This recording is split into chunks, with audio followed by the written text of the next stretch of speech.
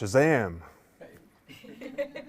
I usually say welcome, so I thought I should shake it up. It's an open house tonight. Come on, lighten up. It's a beautiful Wednesday evening here in Oslo. It's super sunny and gorgeous, and we're all here in this little room.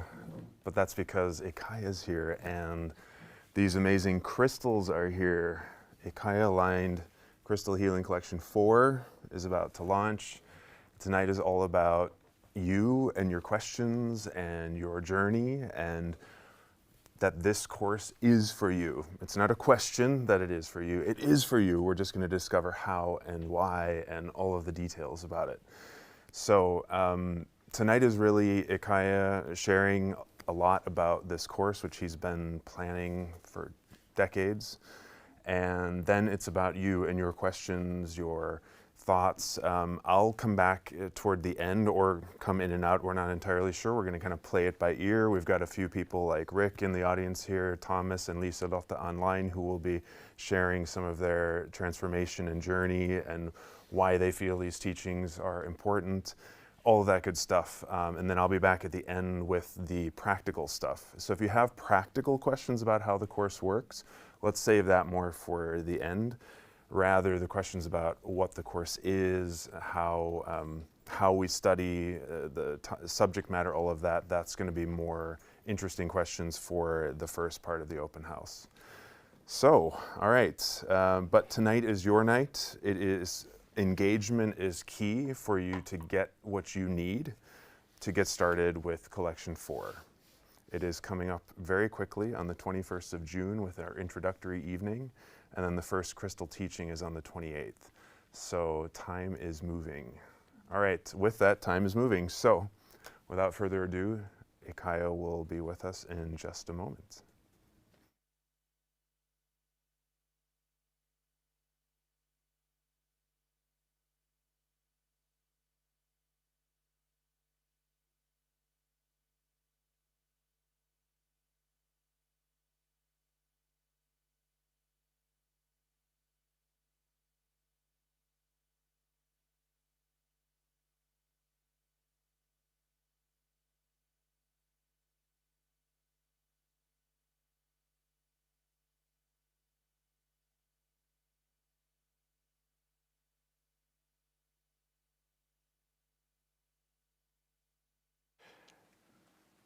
This course is very different from any other course.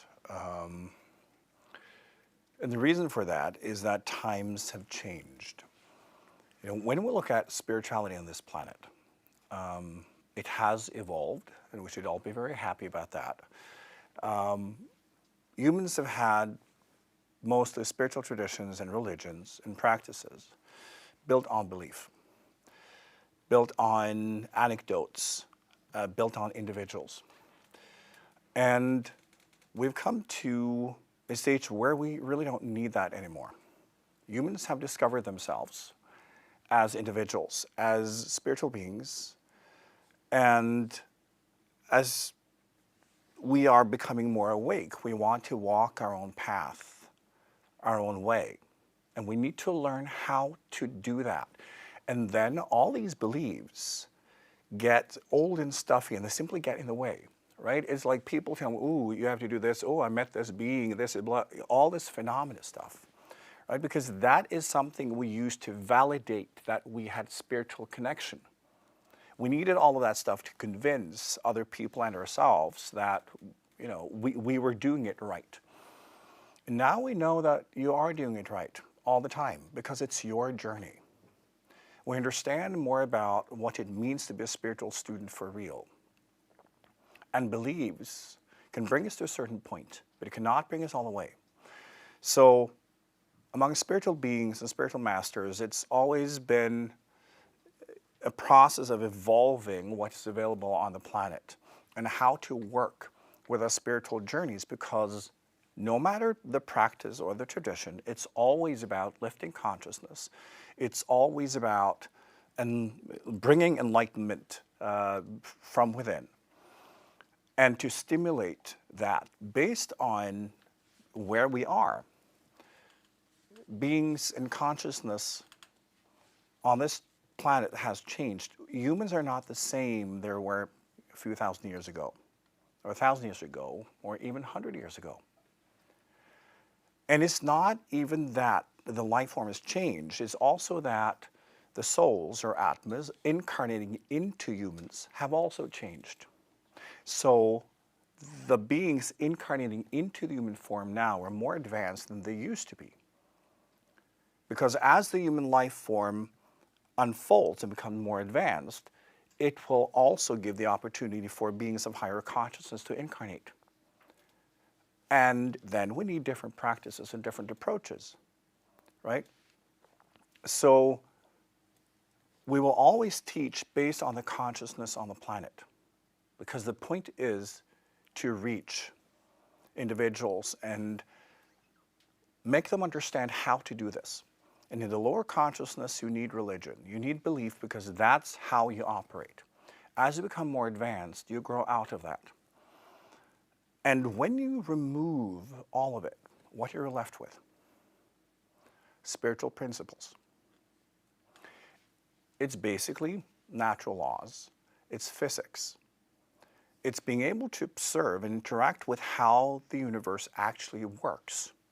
Without stories, without all of that. It's simply understanding how things work. And then dissecting ourselves, our minds, our emotions, our bodies, our consciousness, and figuring out what's going on here for real. How can I learn to do this? How can I learn to understand and to apply it? How can I do this my way? And if you want to do it your way, you need to study spiritual principles, because they are universal, they're neutral, they are impersonal, which means you can take that, bring it into your own journey, your own consciousness, and then you can reinvent it based on exactly who you are and where you are. And this is where we have come on this planet. We are growing out of the old stuff.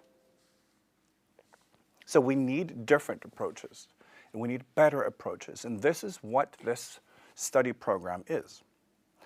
It's a way to study spiritual principles in the most direct and hardcore way, without any filter, without any stories, without any beliefs, without any dogma, without anything that can limit you or put you in some type of box. It's ultimately physics. And then it's for you to apply that and experiment and play around with it. Because you can't ever do anything wrong with it, right? It's simply laws of nature.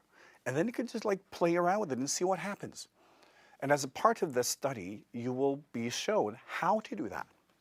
You will be given different practices, different exercises, different ways to play around with spiritual laws, so that you understand how to use it on your path, no matter what that is. Because it's not for me or for anyone else to define what that is. A core part of what I am teaching, what I'm trying to achieve, is setting you free. Setting you free from any form of boundary. And even in your human form, to understand that you have 100% freedom. You also have 100% responsibility. But it's for you to wake up on your path and be inventive and explore. Most people in the beginning, they come to me and they want permission, right? Am I allowed to do that? Ooh, is that wrong? Can I really do that?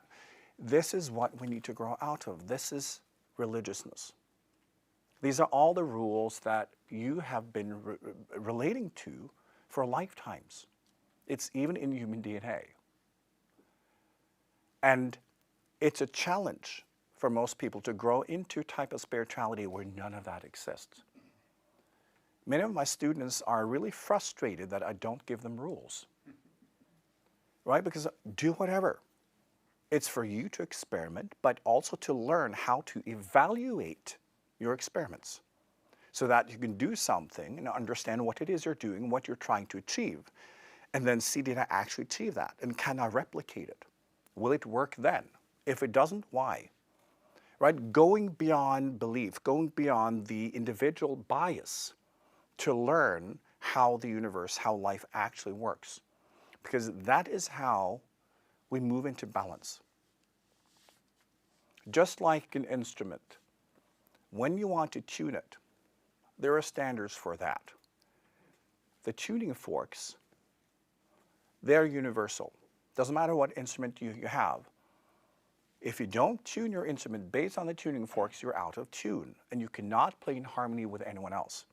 And this is a great thing about universal principles. They work as tuning forks. Everyone can apply them to their instrument. Everyone can play in harmony. Belief systems, however, are tuning your instruments without tuning forks. And this is why you'll say, well, everyone else is out of tune because I'm obviously right. You know, it's just terrible. They are out of harmony, out of balance. They don't get it. And other people will say the same thing, right? Because it's based on what you feel and what you experience and all of that. But when you work with spiritual principles and you get sharper in your consciousness, you get it. It's working with tuning forks and then tuning in, because that will open the universe to you. Because when you are in harmony, you can then play with everything else that is in harmony in the same way. And you will find that the universe actually is in harmony with itself. It's always us. So we always start being extremely out of tune, believing that we are in tune because we have bought into all the beliefs. And then we don't understand why it's not universal. So you have to believe very strongly and feel a lot. But you're not still able to be in harmony with the universe, for real. So growing out of the belief approach, the dogma approach, and to be able to experiment, does this actually work? Am I actually growing? Am I healing? Is my consciousness expanding? And for you to be able to observe it for real and understand then what happened and what can I do? I always say that there are two things we need to learn. The only two things we ever need to learn. It's to understand what makes you grow and what stops you. But to do that, you need to be able to observe. It cannot be based on your feelings, because your feelings are part of the problem. You make up stories. You need to become universal. And this is what the study program is about. It's always about moving you closer to spiritual principles. And for you to become comfortable with that. Because just like a tuning fork, you can play around with it. The point is not for you to learn to tune your instrument the right way. It's to just like play around with it and figure it out, because you also have to learn how to play your own instrument. There is infinite room. There's infinite love, infinite patience. But what we're always looking for is for someone to be authentic about their spiritual journey.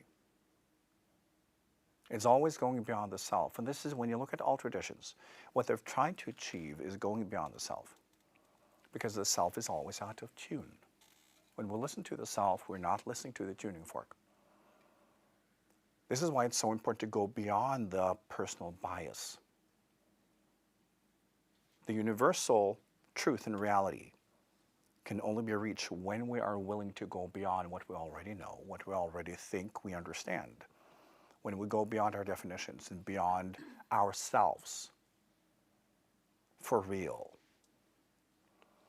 When humans try to figure this out, they have a tendency to just walk in circles. And many of you have experienced this, oh, I'm really getting somewhere now, and then you discover, no, I didn't. Right? Now I'm really, got control of this ego thing, and then all of a sudden it just hits you from a different angle, because you can't do it on your own. It's impossible. The mind exists in this kind of circular logic universe.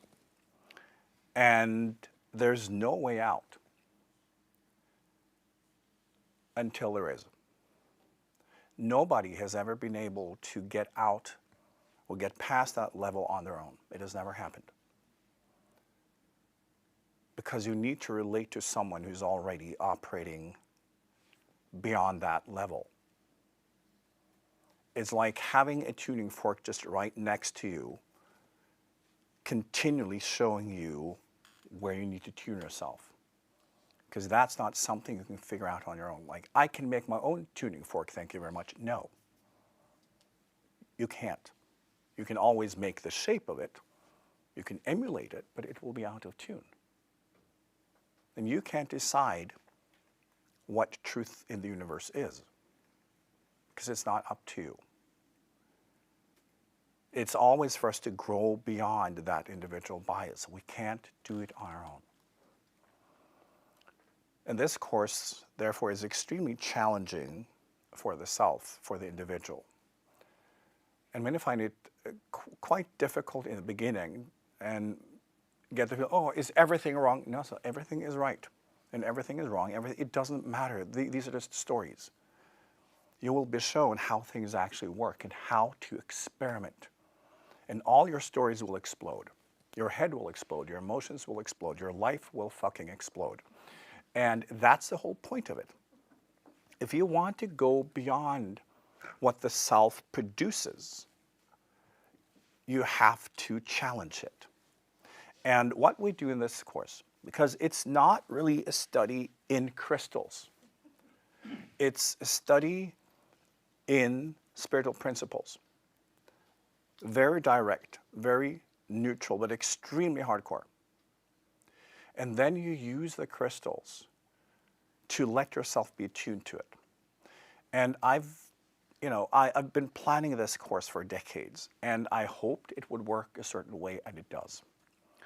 And what happens is, each crystal, they represent a certain spectrum of vibration, a certain spectrum of principles, just like you do, right? Any kind of structure will vibrate something. So it's what it vibrates and what is happening to you when you interact with it, right? So those are the teachings.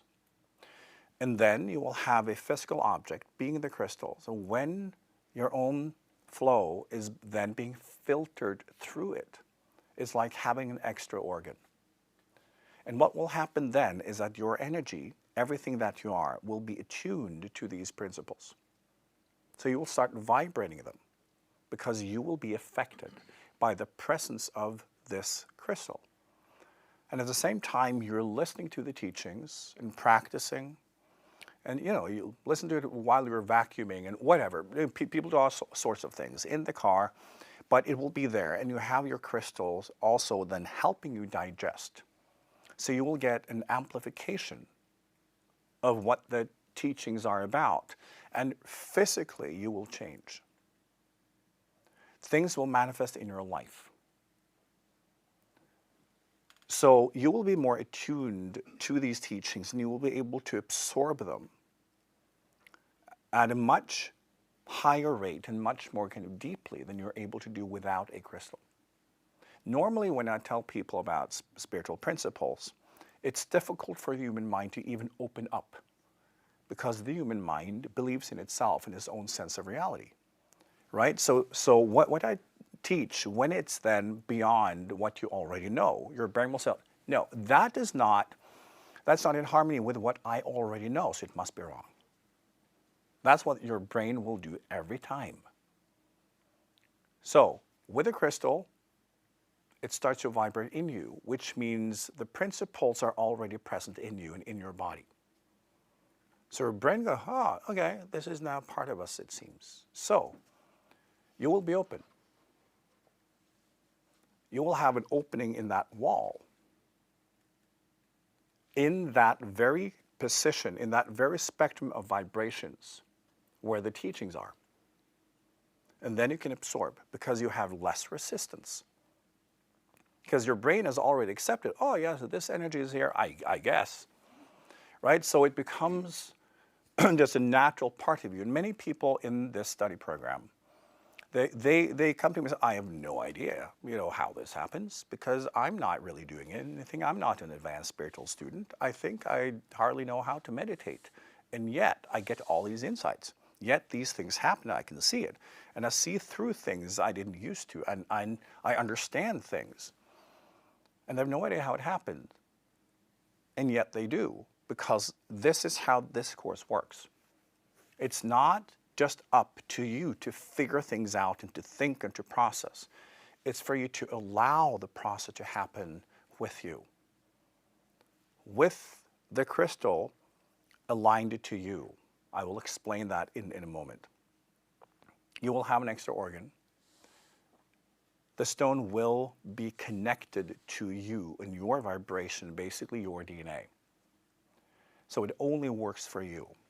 So it means also when we are aligning the stones, a lot of the students can feel it, because then they can see there is a shift happening. It's become somewhat of a sport among the students to kind of like tune in, because they can see it happening and new energies coming in and they can feel it. And sometimes they can even see the stone. It will show itself to them and they can see what type of issues and karmic pain points and whatever is floating up. And when they get the stone, is exactly what's happened. Because the alignment process means that it will be connected to you. It doesn't matter how much resistance you have, it will be connected to you and will start working. So it's quite fun. And for many people, this has been such a shock when they also discover that this is real. Because when you come from the kind of normal world, you're not into working, spiritually, understanding that a crystal can work that way, so like, yeah, it's alternative mumbo jumbo. Ooh, it's a little exciting, but I don't believe it. That kind of thing. Even some students, they've started out there, and then they start noticing that their life is kind of shifting at that point when we're aligning the next stone. And they can see how, like, every month they get a new set of glasses. Life is different because you also notice different things. Different things will play out. Different aspects of your karma will come up. And they can see it manifest. And for many, they can see it also manifest in their families with, like, people around them. They can see that it's like this presence will start to work in your whole incarnated universe and affecting everything. And even people with absolutely no official spiritual training before, they see it happening. It's real, and you grow into it. So you'll start relating to the presence of the crystals very concretely and very real, and you will allow the beings to work with you, and you will allow me to also be with you and to work with you and guide you at all times. Because let's face it, in this culture, this is not normal, right? This is not part of the collective belief systems. And for someone to me, like me, to even exist is impossible, right? Enlightened beings, that's fairy tales that I read about people thousands of years ago. That there are enlightened beings on this planet right now, that's impossible, right? So it's just, but you get it over time as you transform, as you open up. And the more you open up, the more these teachings will transform you.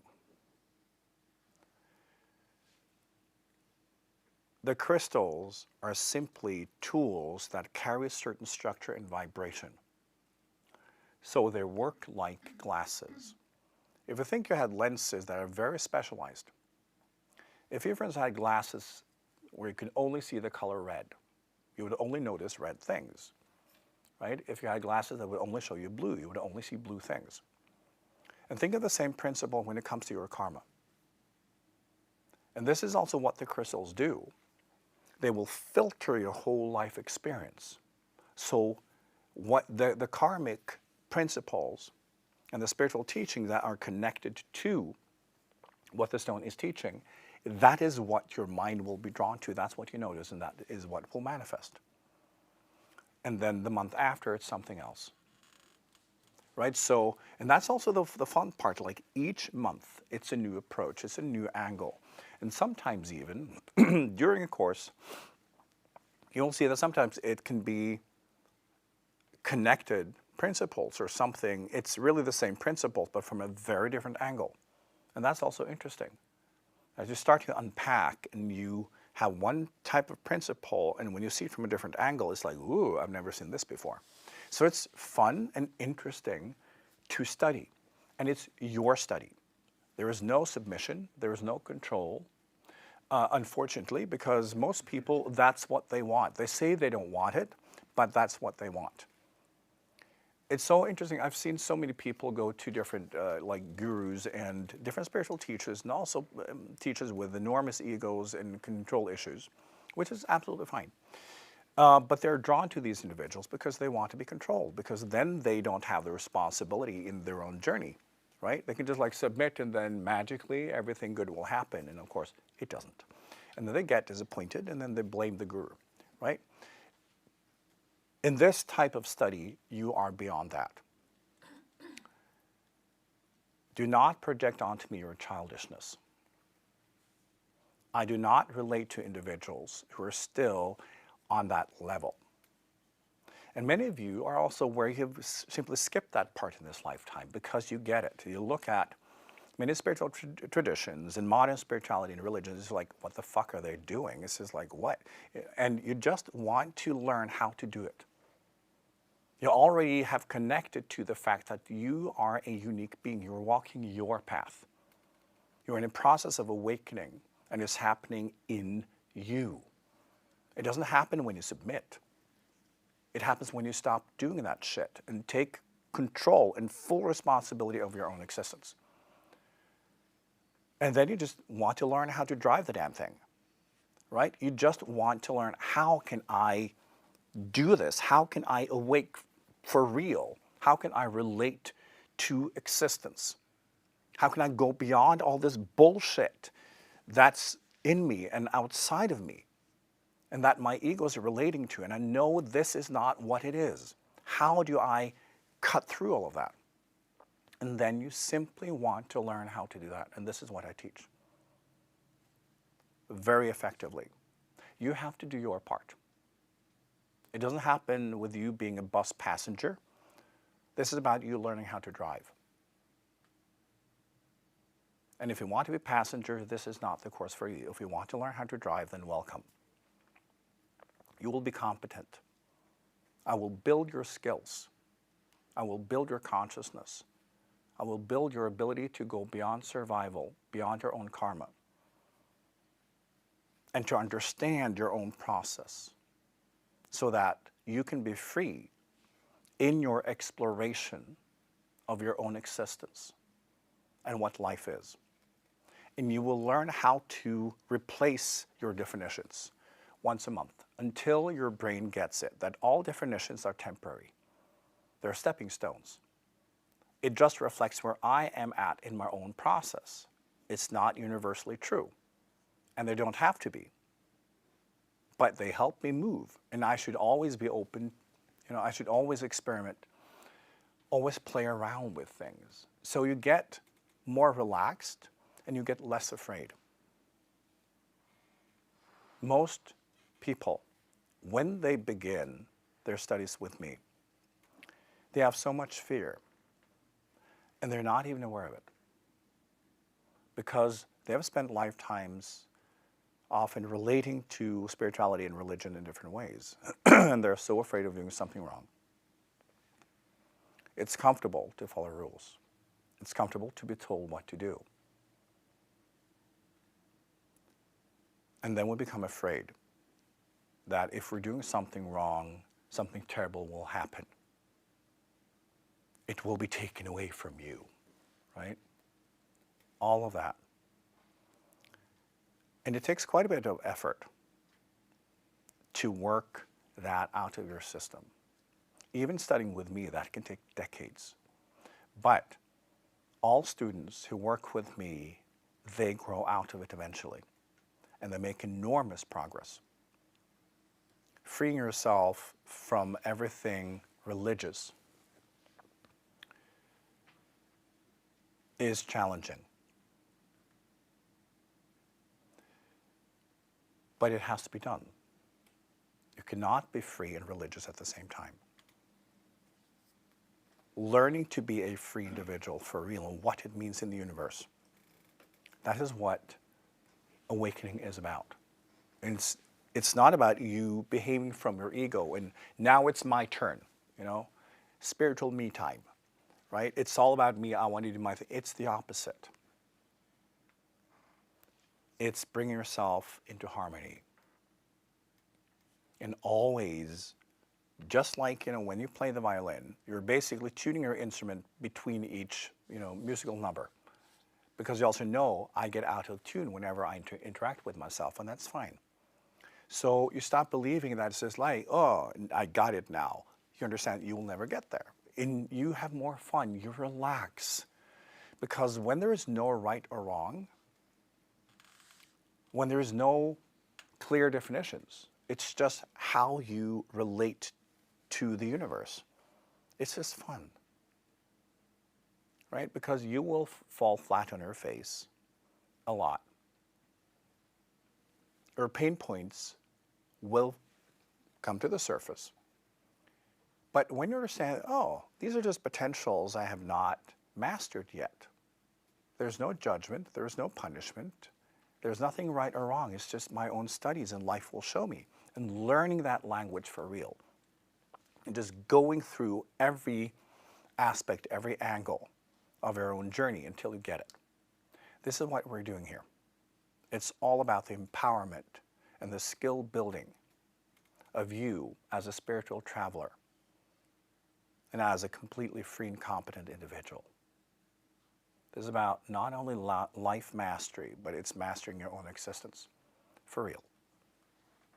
And this is what takes time to understand. This is for real. It's not yet another belief system. And ooh, you can do like a little bit of that, a little bit of that. Ooh, that's exciting. It's okay if that's where you start. But over time, you will grow into the deeper spirituality. What is typical when people study with me is that when they listen to what I teach and then they listen to it again after a month, it's like they haven't heard it before. And then they listen to it again after 1 month, yet they hear something new. And after a year, after 10 years, after 15 years, they still hear something new in the same recordings because they grow. I teach on many different levels at the same time. And many of my students who've been with me for a while, this is one of the things that's quite curious. How is it possible to teach in a way that I literally hear something else based on my consciousness? Because when you expand your consciousness, your universe will literally change.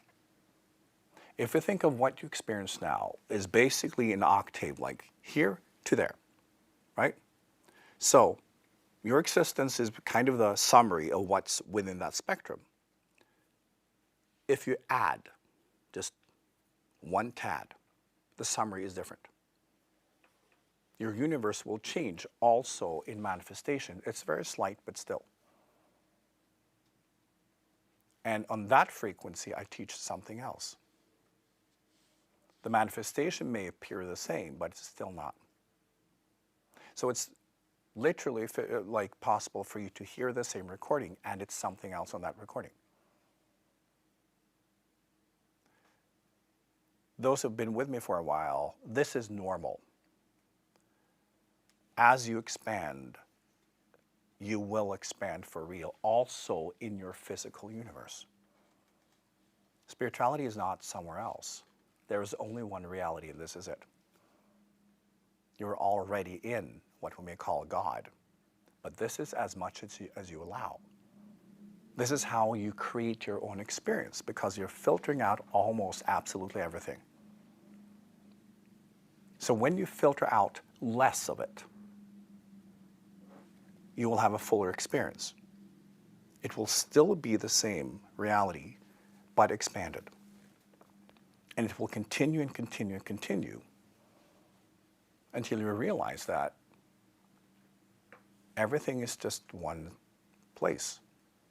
Everything is just one space, one reality. And you can see the full kind of spectrum of what's available in that one point. So you can see your whole journey just being different versions of the exact same place. And things differ. Manifestation changes. And when you start accelerating your growth, as you will over time when you work with me, you will have experiences showing you how your practical physical universe changes. It's not about belief. It becomes concrete, because a big part of what I teach is going beyond transcendence. Now, in spiritual traditions and religions, and I've talked extensively about this, it was always about getting away from here. Always. Religions, what they're selling is how to get away, because this is just suffering and terrible. We need to get away. And this is how we have figured out, the escape route. Humans have tried to get away from here for a very long time, and yet they come back. Because it's not about how to get away. That's a complete misunderstanding. And the approach that you had in many spiritual traditions and religions are basically, this is a place of suffering, so we have to escape. Not understanding that, you're the suffering one. There is nothing wrong with this place. And since the suffering is within, it will follow you. Wherever you go, that's where you are, and therefore your level of consciousness will be the same. Place and space does not change your consciousness, but your consciousness changes the space. And when we start to realize that, we understand, transcendence, that's not even half of the job. Transcendence is just me being able to observe. You get into a position where you can observe. You can see through the illusions. And you can see the spiritual principles relating to your level of consciousness more clearly. And you're able to observe your life, and you can see it more clearly with less bias. And then it begins. Because the job then is to incarnate with that insight, with that level of transcendence, and be able to live it here. That's the part they all skipped, because they thought it was the world and not themselves. So I focus on correcting that, because this is the approach all of you have tried. Because this is the normal approach we use for lifetimes.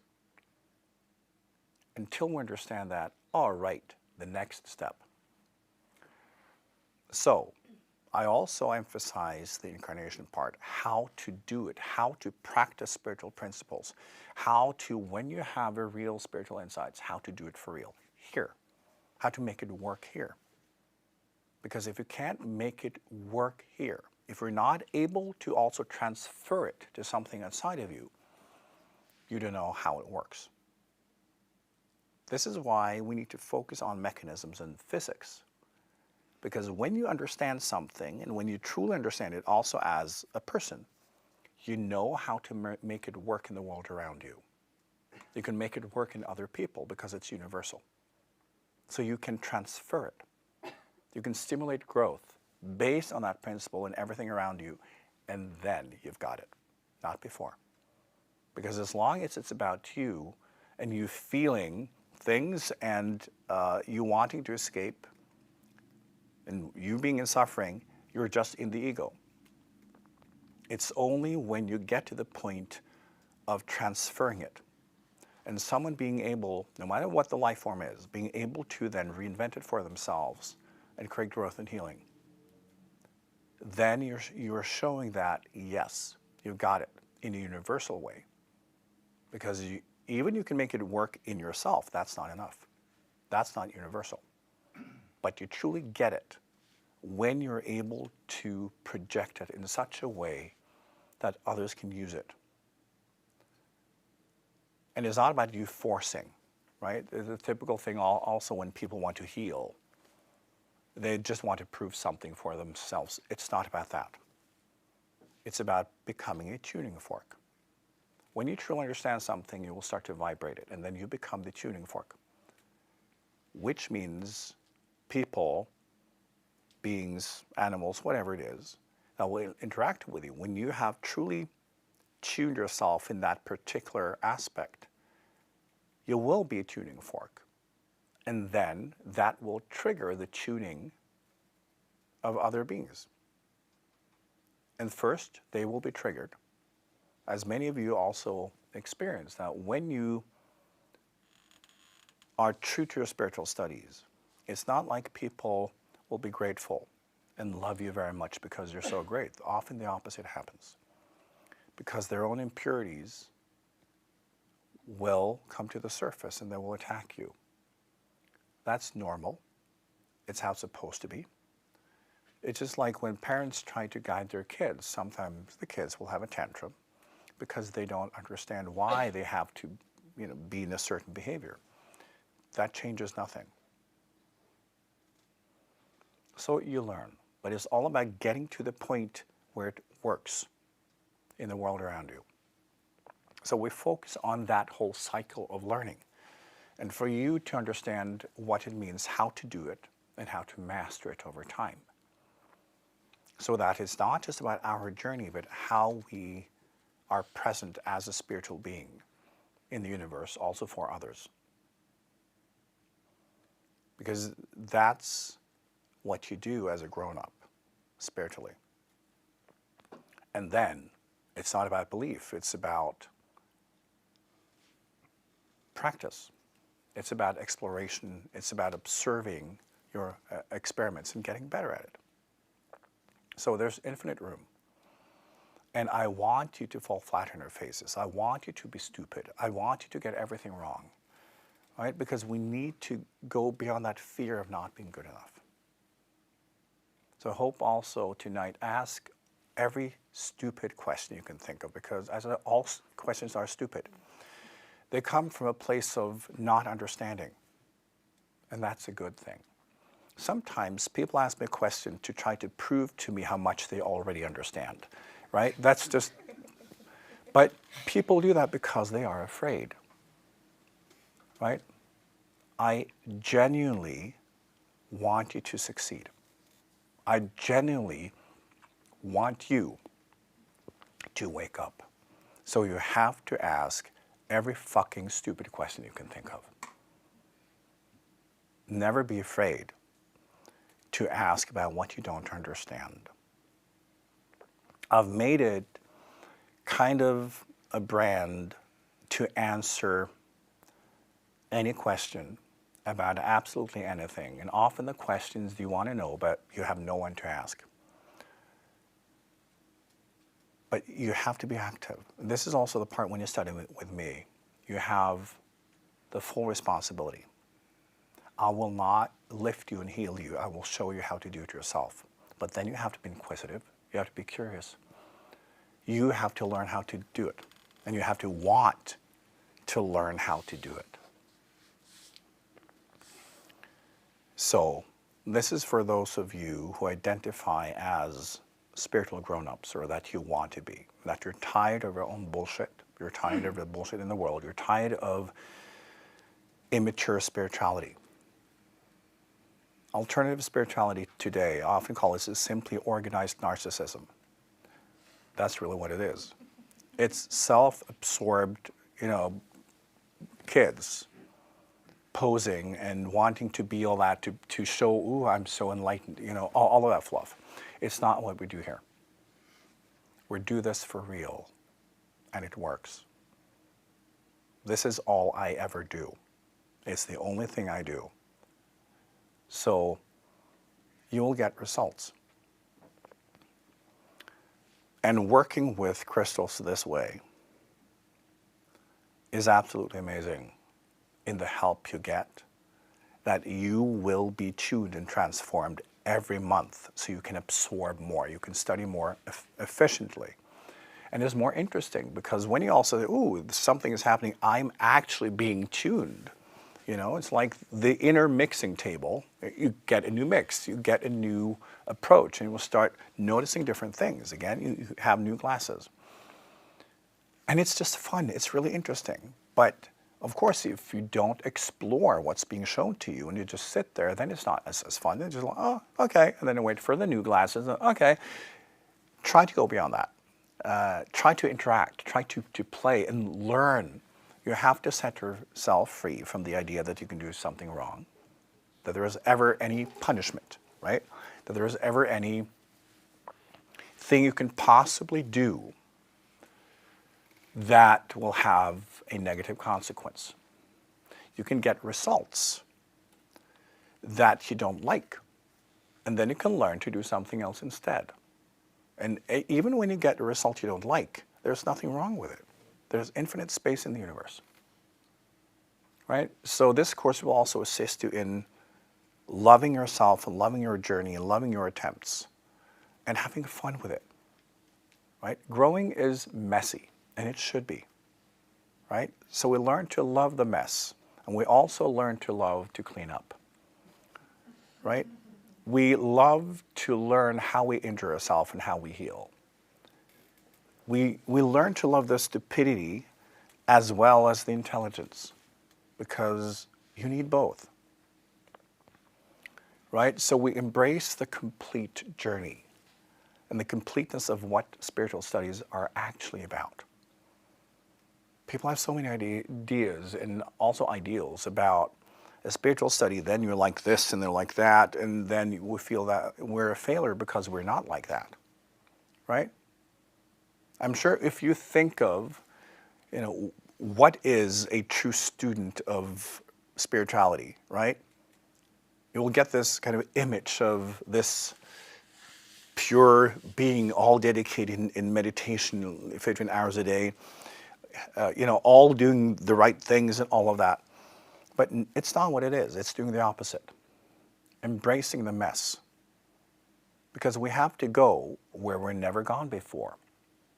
We have to touch everything. We have to go into what we have not processed in our past, which means most of it. And we didn't because we were afraid, because we were shocked, because we created stories. And as we lift our consciousness with, oh, right, it's still just a potential I need to study. I'm building my skills. So you get to learn what a spiritual study actually is. And many of my students, when they come to me and they start to realize it, they're really shocked how much mess there is. Because they have this story that, oh, it shouldn't be like that. Oh, I'm not good enough now. I'm a terrible student now. And I say, no, this is when you are a good student, right? When you jump into the mud, when you explore, right? You can't do garden work and be afraid of getting soil under your nails. Like, you have to engage, right? So you will become more confident and free in your approach to life, but you will also understand what it is you're doing. Spirituality is not something else. It's not something separate from your life. It is your life. Your whole life is a spiritual practice. But most of you are not aware of it, and you're not living it as a spiritual practice, so you're not paying attention. Working with me over time means that you will gradually transform your whole lifetime into one continuous spiritual practice. And you will be aware of it, and you will understand it. You will be present to your own interaction and your own dialogue with life. Everything, absolutely everything you do, everything you think, everything you feel, everything you are, has spiritual significance. There's no such thing, this is spiritual and this is not. Everything that this is not part is simply spirituality you don't understand. It's all part of your dialogue with oneness, with what is, with life, whatever you want to call it. Dialogue with that is the only thing that ever happens. When you just feel something, that's still part of your language and your interaction with truth. But our human culture is not teaching us that. As kids in this culture, we're taught absolutely nothing about the process of awakening, although it's the only thing that matters. So just like as an adult, when you're trying to learn a new language, it's more difficult, right? Learning the language of the universe, the true spiritual language, is challenging. We have to practice every day. But with what I give you, you will succeed. you will succeed for real. And this is also a difference. I often say, instead of like walking around the mountain, you will finally start walking up. And you will be aware of yourself doing it.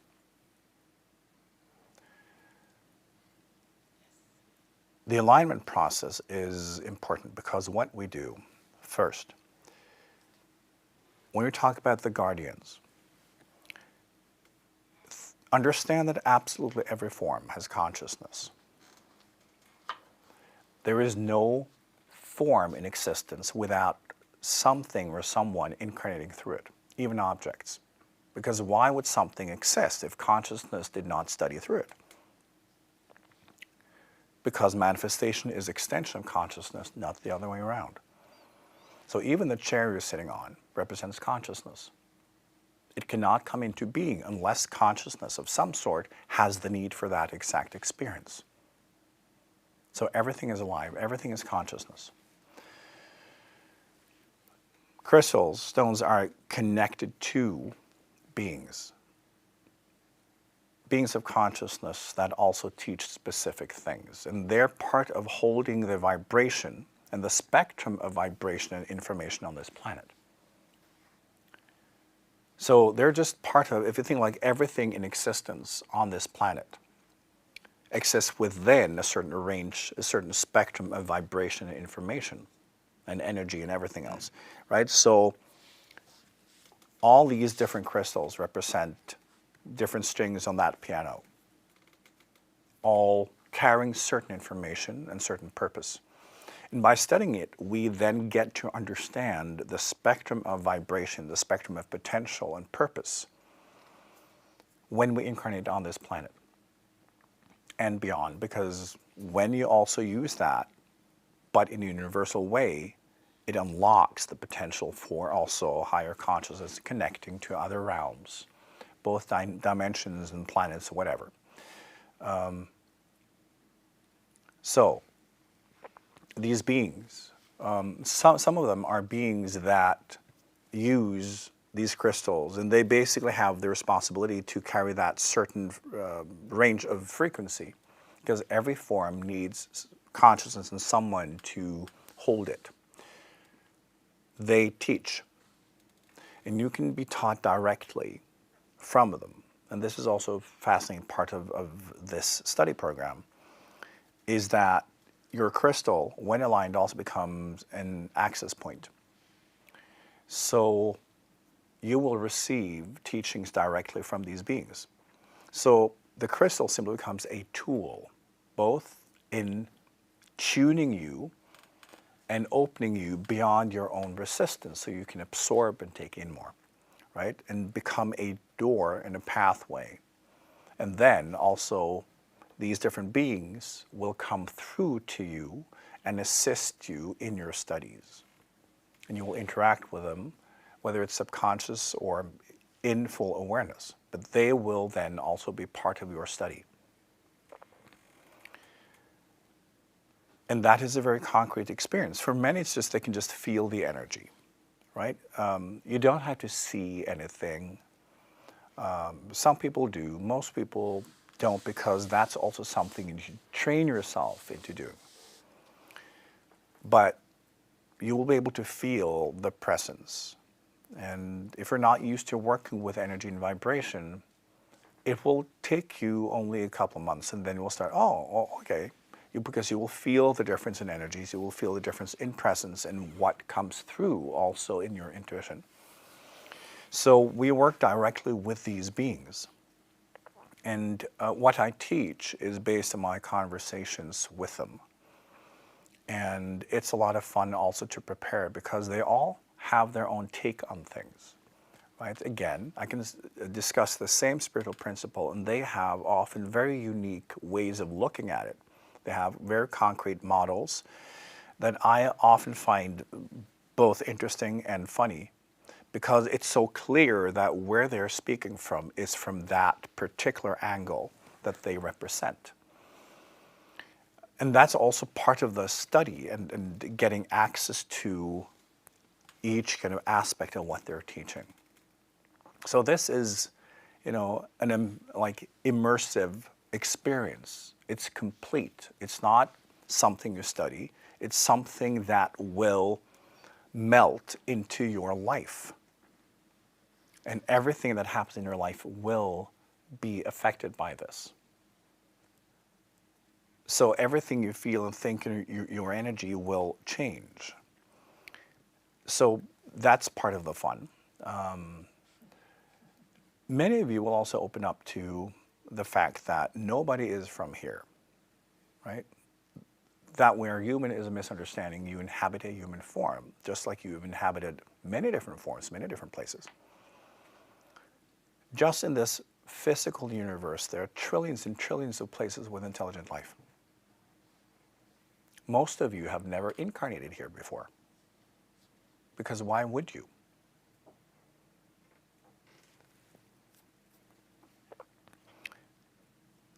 When it comes to also what I think is so funny,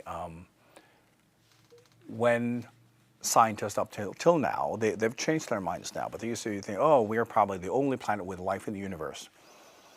And the logic is, as I often have said, that when they look at the oceans and all life in the oceans, and when they look at just our own galaxy, and there are like more than 100 million galaxies that they have now discovered. 100 million galaxies. Our own galaxy contains billions and billions and billions of stars and planets. Just our own galaxy, when we look at the oceans and how much we have explored, it's about a few teaspoons of the ocean. So the logic is, okay, fill a small glass with water from the ocean and say, well, there's no fish here, obviously. There's no life anywhere else. I can't see anything. And yet we have fucking whales swimming around, right? It's that. We have explored so little and we understand so little as humans still. But there is life everywhere. There are more dimensions than galaxies. This is a very small dimension. There are so many places to exist and to incarnate. It's beyond human understanding. So why would you only incarnate here?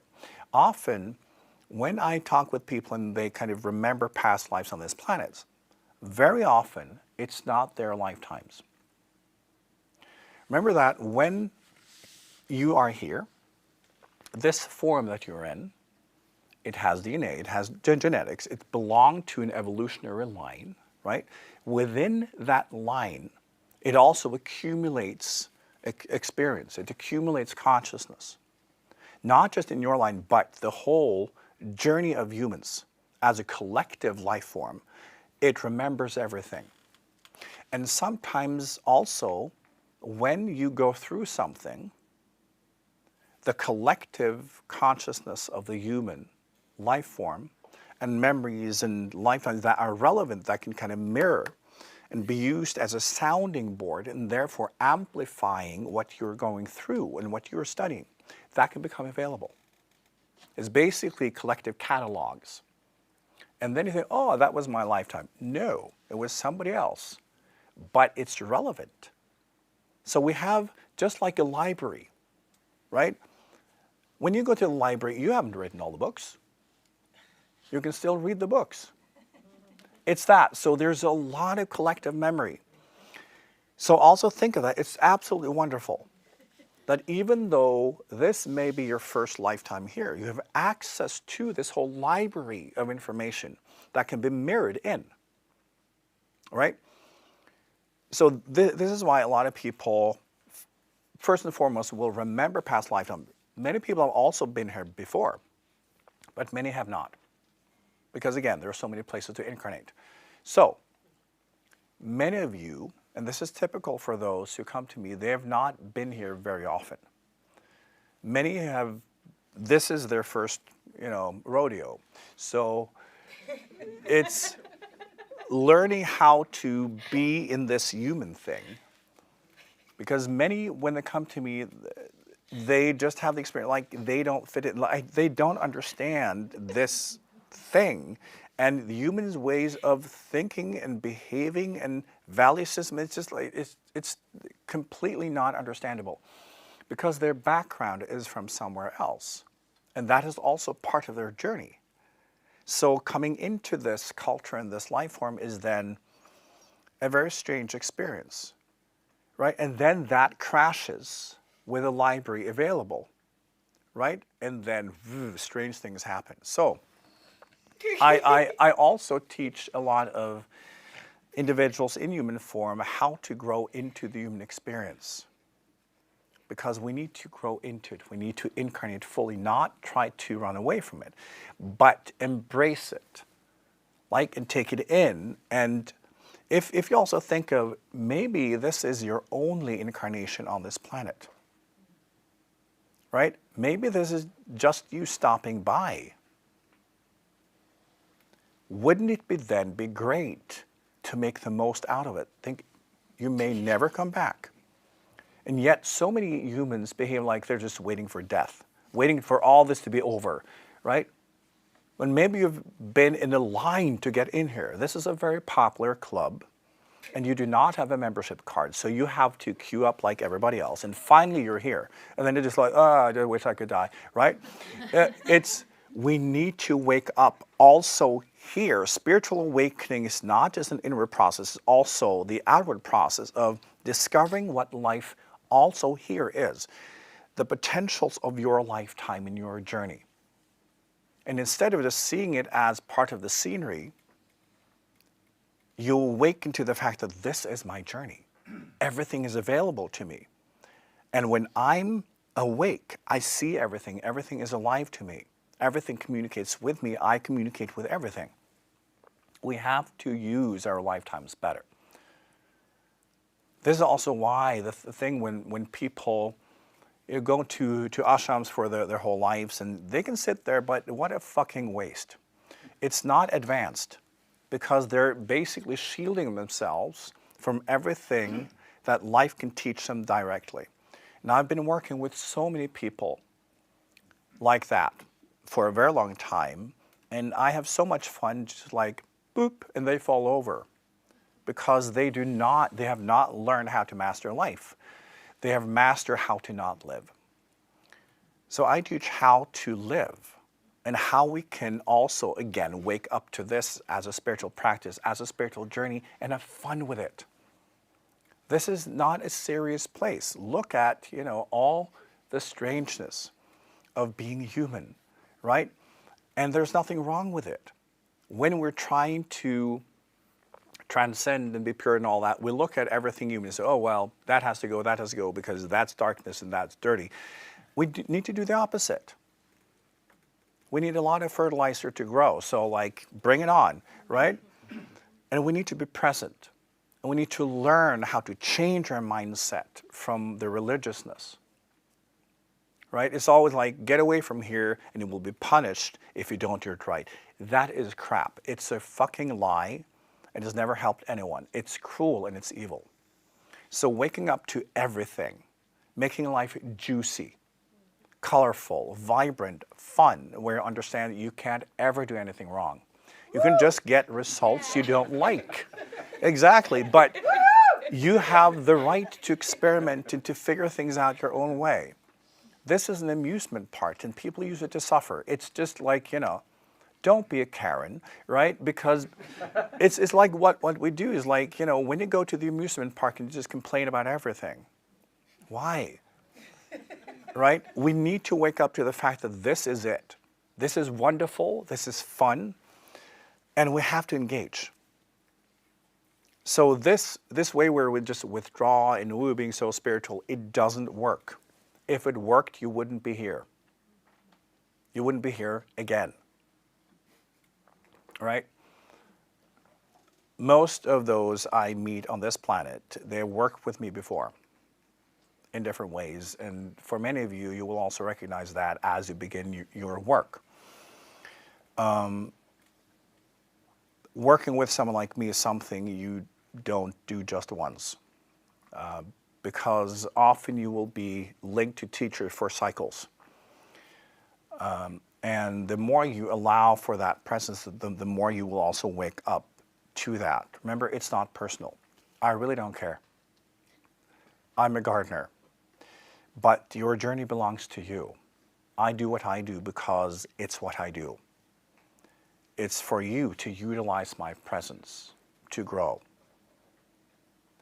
So you're not, therefore, controlled. You're not in submission. It's the opposite. I'm just offering, and I will train you if you let me. And life will become more fun as you also shed off karma you really don't need. And this is the great thing also about working with crystals and these guardians, because they only play. Suffering is a very human thing. It's very strange. It's as I said many times, it's like many of the cultures that come here to observe humans, they find suffering so fascinating because it's so completely mind-boggling, free from logic. It's always, suffering is the thought, it should have been different. That is the most useless thought we can possibly have. Because once it's happened, you can't change it. And of course, it shouldn't be different, because what happened was the expression of what was present. It's also what comes into manifestation is math. It's the summary of what is present. And that becomes a manifestation. So when something actually happens, there is no alternative. It's just learning that if you want something else, learn how to do that instead. Instead, we spend so much energy thinking it should be different, it should have been different, and then we do nothing. So we repeat it. And then we say it again, but we do nothing. Right? This is very peculiar and very specific for humans. And I also teach you to go beyond that, and all the guardians too, because we're just playing, we're just having fun. The more you open yourself to your flow, you go beyond that whole suffering thing, and you're embracing life and yourself for what you are and what life is. And then you connect, and then you explore, and then you learn. You cannot learn spiritually by claiming something is wrong. It should have been different. For as long as you do, you deny the fact that truth was being expressed. You just didn't get it. There is nothing wrong about anything. It's not possible.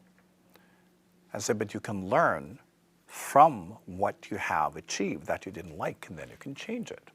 But you need to learn how, right? That is really healing. It's not looping in those emotions and those stories and wanting compensation for it.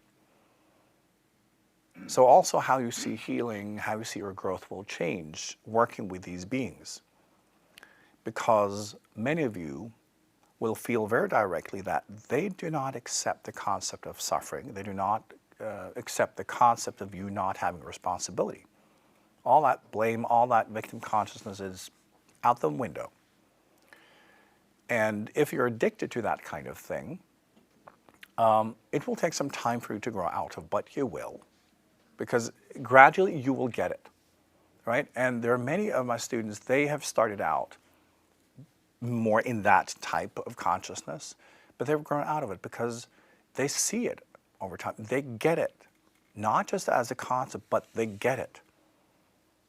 And going from suffering to embracing life and feeling free and filling themselves with love and being able to manifest what they actually want and interact in a way that produces happiness and balance. It's wonderful. Everyone can do it. Enlightenment is inevitable. And have no illusions that enlightenment is, something that will happen very soon. You need to enjoy the journey. It's not a competition. How we define ourselves is not really important, because we can make up any stories about ourselves. It affects nobody but our own minds. Right? So we need to enjoy the journey, and even understand that even in enlightenment, it's never done. I say, like, the higher you go spiritually, the more you understand it's simply about learning faster. A spiritual master is simply one who has mastered how to study. because the studies are never over. They just expanded, they become even more interesting. And the way to understand this is that every time something happens in the universe, it changes everything. Because when there is something new, the whole calibration, the whole mathematical equation, which is the universe, will have to change. So everything will be kind of re-rendered, recalculated, and remanifest based on that new vibration, that new information, that new truth, that new insight. And since that happens trillions and trillions and trillions and trillions of times per second, it never stops. So, as I always say, your level of consciousness is basically how much you're able to deal with at once. So we need to be realistic, right? It's not about creating these fantasies about higher consciousness and enlightenment. It's about learning what it actually is and how to do the work. And we get more and more realistic. So we can let go of all these ego stories about this being some form of competition, where we have to pose and tell other people how advanced we are because we're afraid of what will happen if we're not spiritually advanced enough, like all of that. So what we're also building is a community where people can just relax and study at their own pace and have the joy of discovering, and where we can nurture and support each other in our efforts of becoming better students and explorers.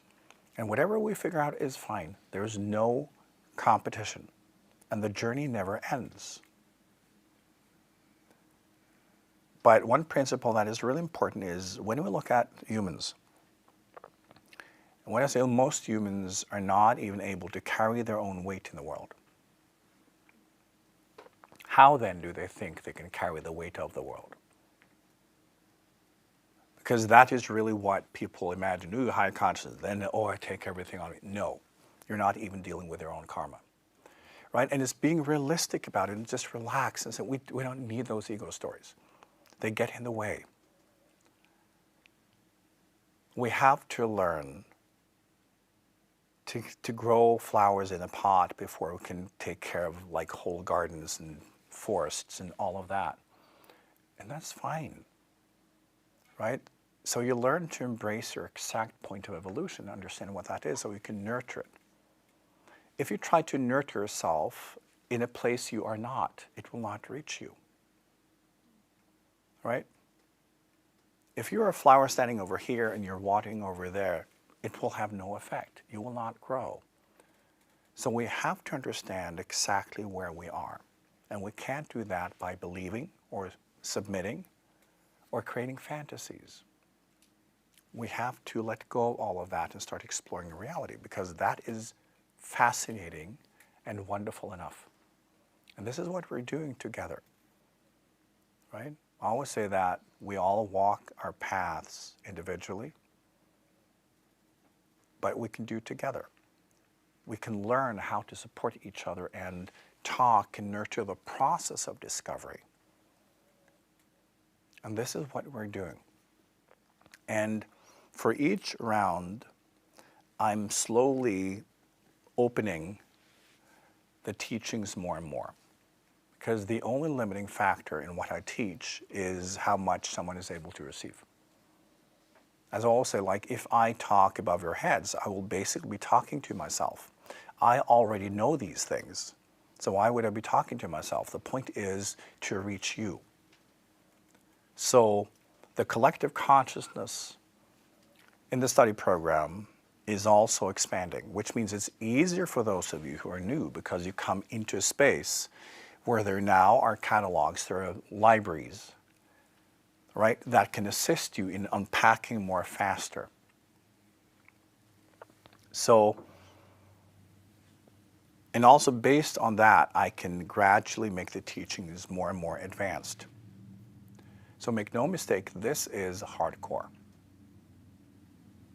This is on par with if you went to an ashram in the old days and dedicated your entire life to rigorous practices, this is what you would be taught.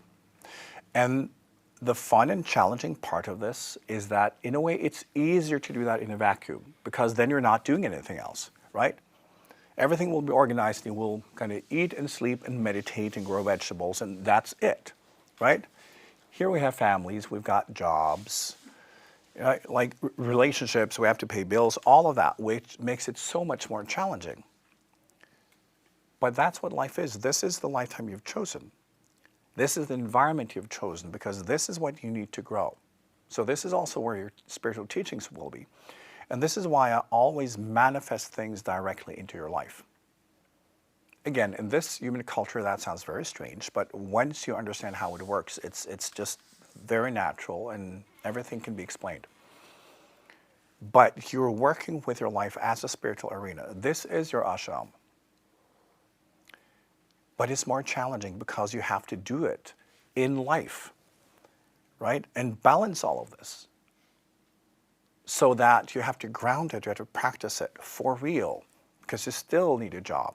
You still need to pay your bills. You need still to take care of your family and balance relationships and like all of that. It's what the human journey is. It's not about pulling away from the human journey. It's about embracing and engaging even more, but from the perspective of understanding what is actually happening, right? So this is what will happen. This is what you get out of it. It's a higher level of spiritual study, because it's really the next level of how spirituality is taught on this planet, and also the types of practices, where we don't need the old stuff anymore, where you can go directly into the mechanisms, the physics, the universal principles, and understanding what existence is, what you are, and how the two both relate and interact. You're building the skills, you're building the consciousness, and you'll get results. Do we have any questions? We do. We have some online already. Caroline from Germany says that you're talking a lot tonight about being of value for others and making life better and being in service. Her question is, how does this relate to personal dreams and goals? Is everything we wish for or long for just illusions of the ego? Right. First, you need to turn up the volume so we can hear you better, but I still got the question. Now, it was about all of our personal goals and what we do in our lives. Now, do we need to put that aside in order to be in service? And the answer is no. Because we also, through our journey and our experiences and our choices, we are exploring and we are in our dialogue with life.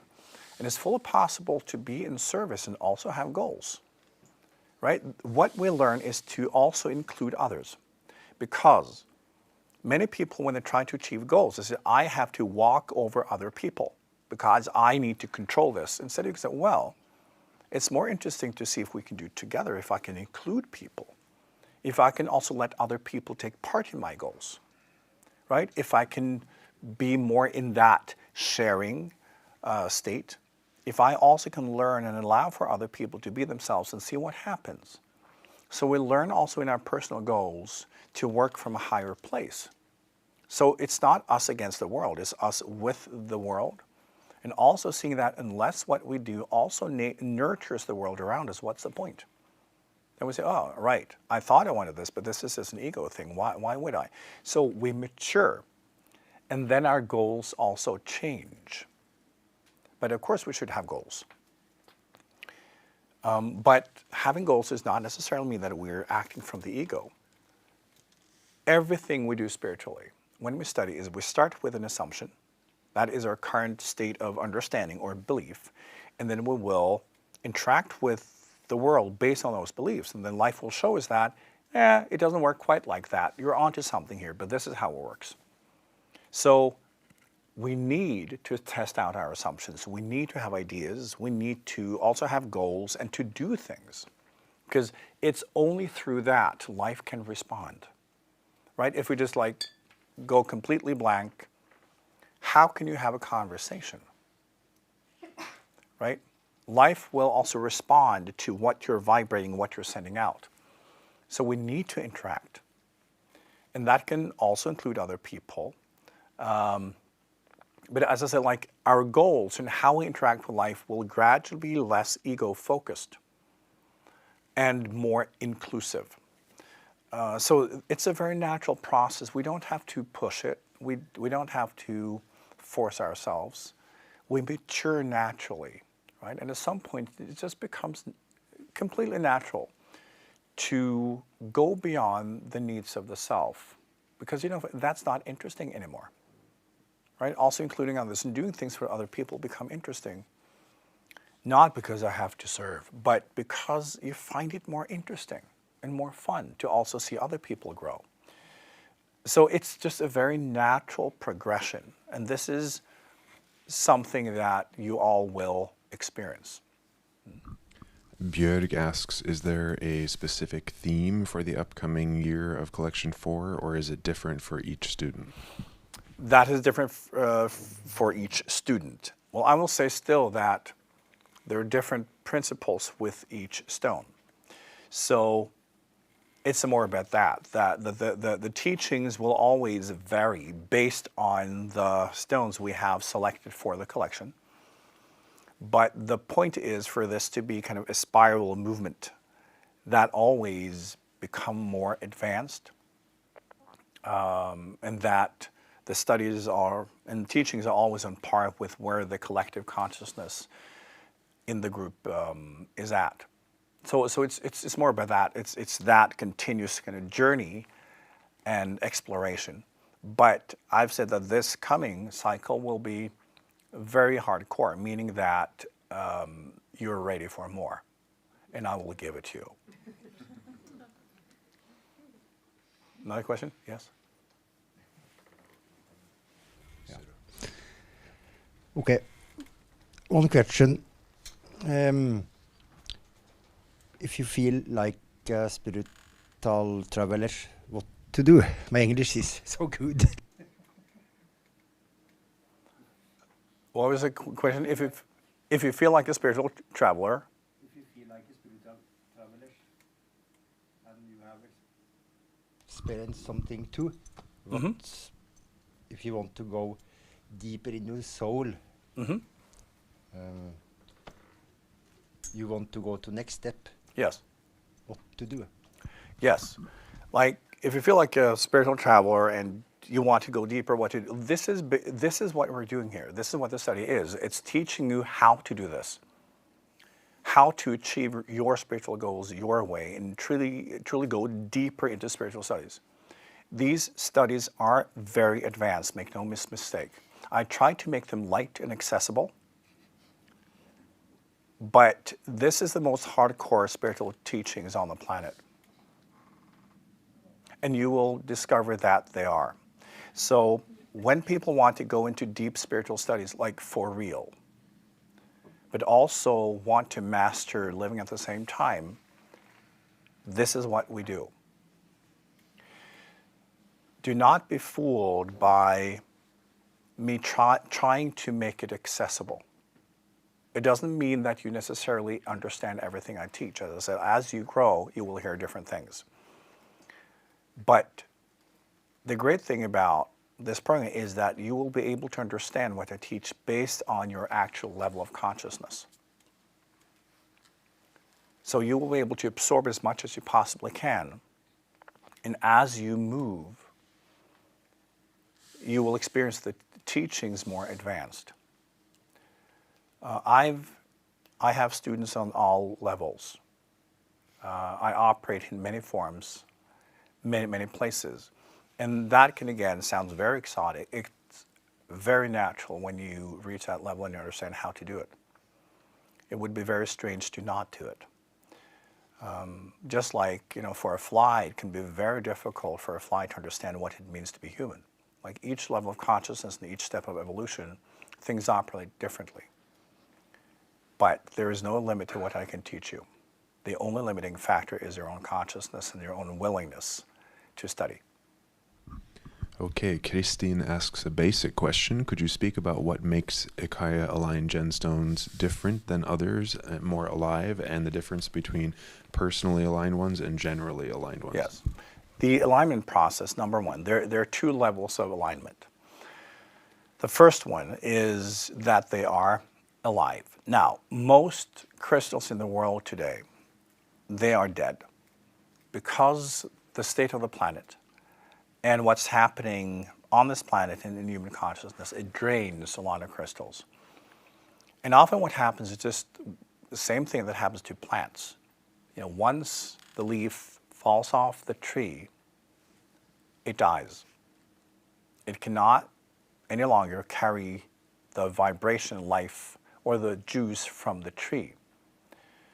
So the alignment process means that we only work with stones, crystals that are connected to the tree and also selected by the guardians so that they are alive, they're juicy, the energy is flowing through them. A lot of the crystals you can get, they have the structure, but they're not channeling anymore because that means they have to be aligned, they have to be connected to the source. So they will work as a mirror for your own energy, but they can no longer channel.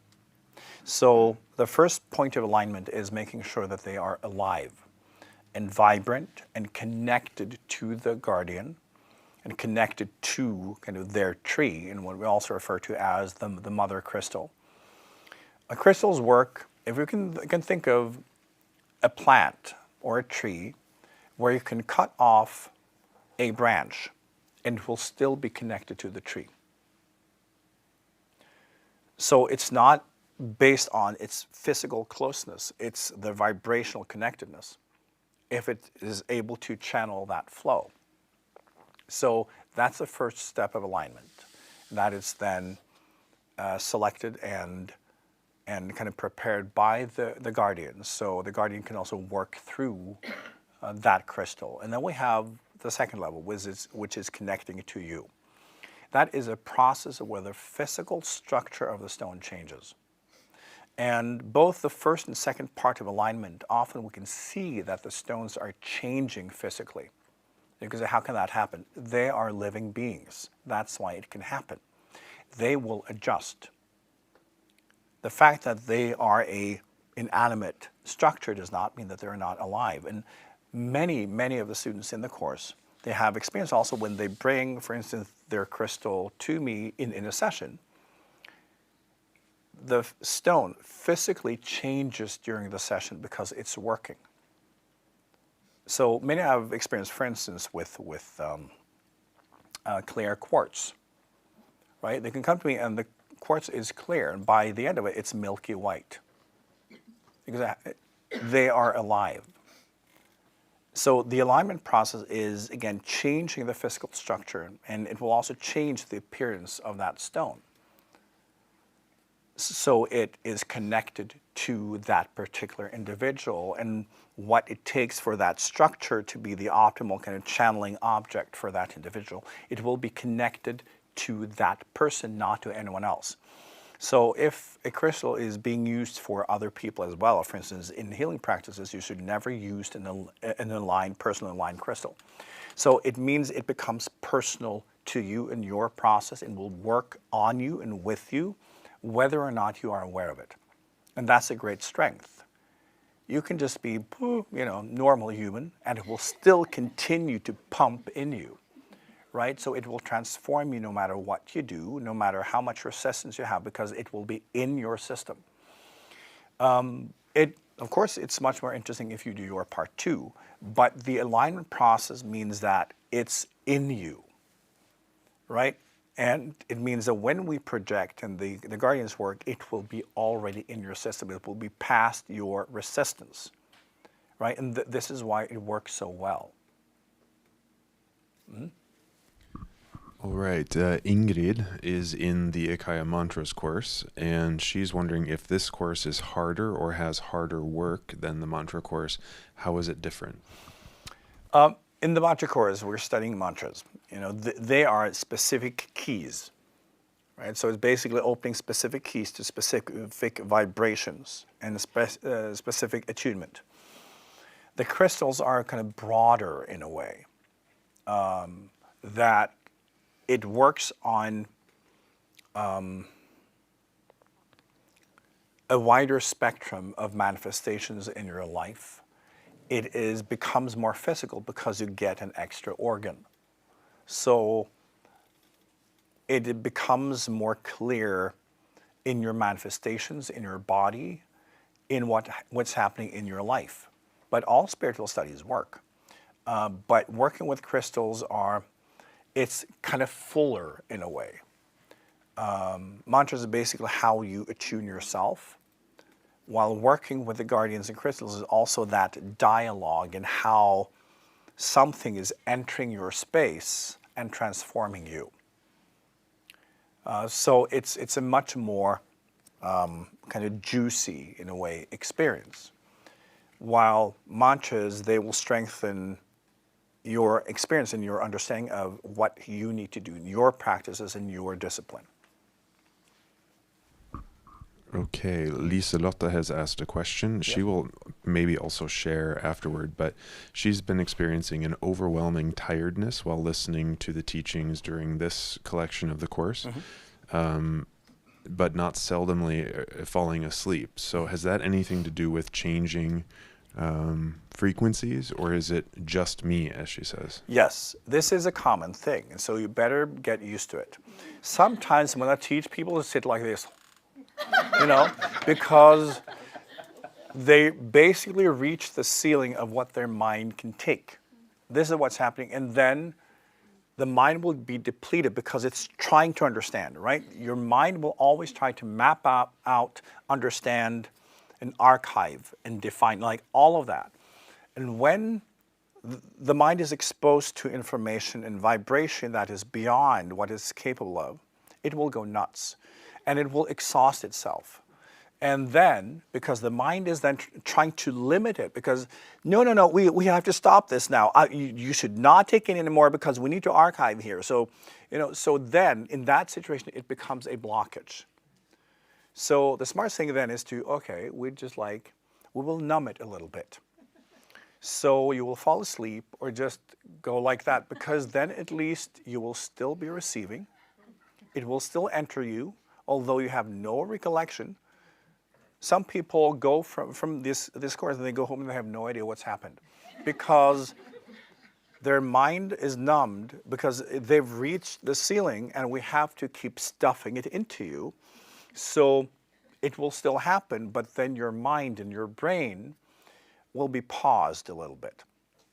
But sometimes I know, based on the teaching, that it will be fun to see, how many will fall asleep. But also when people are then at home, also just seeing it on their screen, it can have the same effect. People have experienced like falling asleep like in front of the computer and just like boing, because it's simply too much. But it's also them trying to absorb the teachings, right? Because it activates your karma, it activates the blockages, it activates what you need to cleanse out. Right, so that will then come into circulation, right? So you will basically have an inflammation or toxic, reaction, because the purity, it is basically, when you have a tuning fork and it goes deeper, you will hear more of your own, right, and that is real.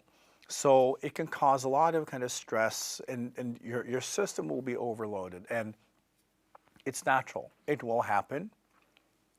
Just relax. It's completely natural, and you will figure it out. So when you reach that point, you just have to let it happen, right? Because your mind is then trying to control it, and you should just let go of the mind and see what happens, right? So over time, you will get past that level, because you don't really try to understand what I teach with your mind. You're trying to understand it with your heart first. And then from higher up, then you also try to understand it with your mind, but that comes later, right? So you'll get there. Okay, Liselotte, you can unmute yourself to share for a moment your journey and the significance of these teachings, please. Yes, I'm still awake. Good. So this crystal course was my first crystal course, and I also attend the mantra course. And I think my main experience is that I'm blind and deaf, and at the same time not. I see and hear. And these two parallel worlds or spaces, or what I shall call it, become more and more concrete to me. And I think what is most important to me, and why I will recommend anyone to take this course, is that it is real, first of all. It is, I want truth, I want reality, even if it's hard. And because what is the alternative? Nothing, actually. So, and I think if I should put other words into it, that it has increased in a way the trust in myself. And I'm touching on this, it should have been different, because I grasp a little bit, no, it shouldn't, it is all right. And when I look back on the last year, I see that, at least from a horizontal view, that my life was very challenging. It happened things in close family, in work, and different things. And I was a bit surprised when I summed up today how I have taken it in a more, all the words I say, they are not precise, but a calmer or more,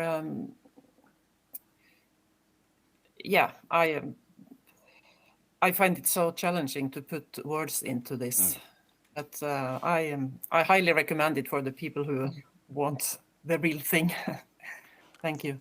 Thank you very, very much. I think what you're touching on is also some of the concrete results that people are experiencing, and that is, as in, like, also when looking at where you were, and when students do that, they can see that how they react, how they relate to things when they happen, how they deal with things that used to be very difficult. They say, "Wow, that's nothing," and they can see that their skill set is growing and changing, and they're becoming more intelligent and more kind of calm and balanced and not easily triggered.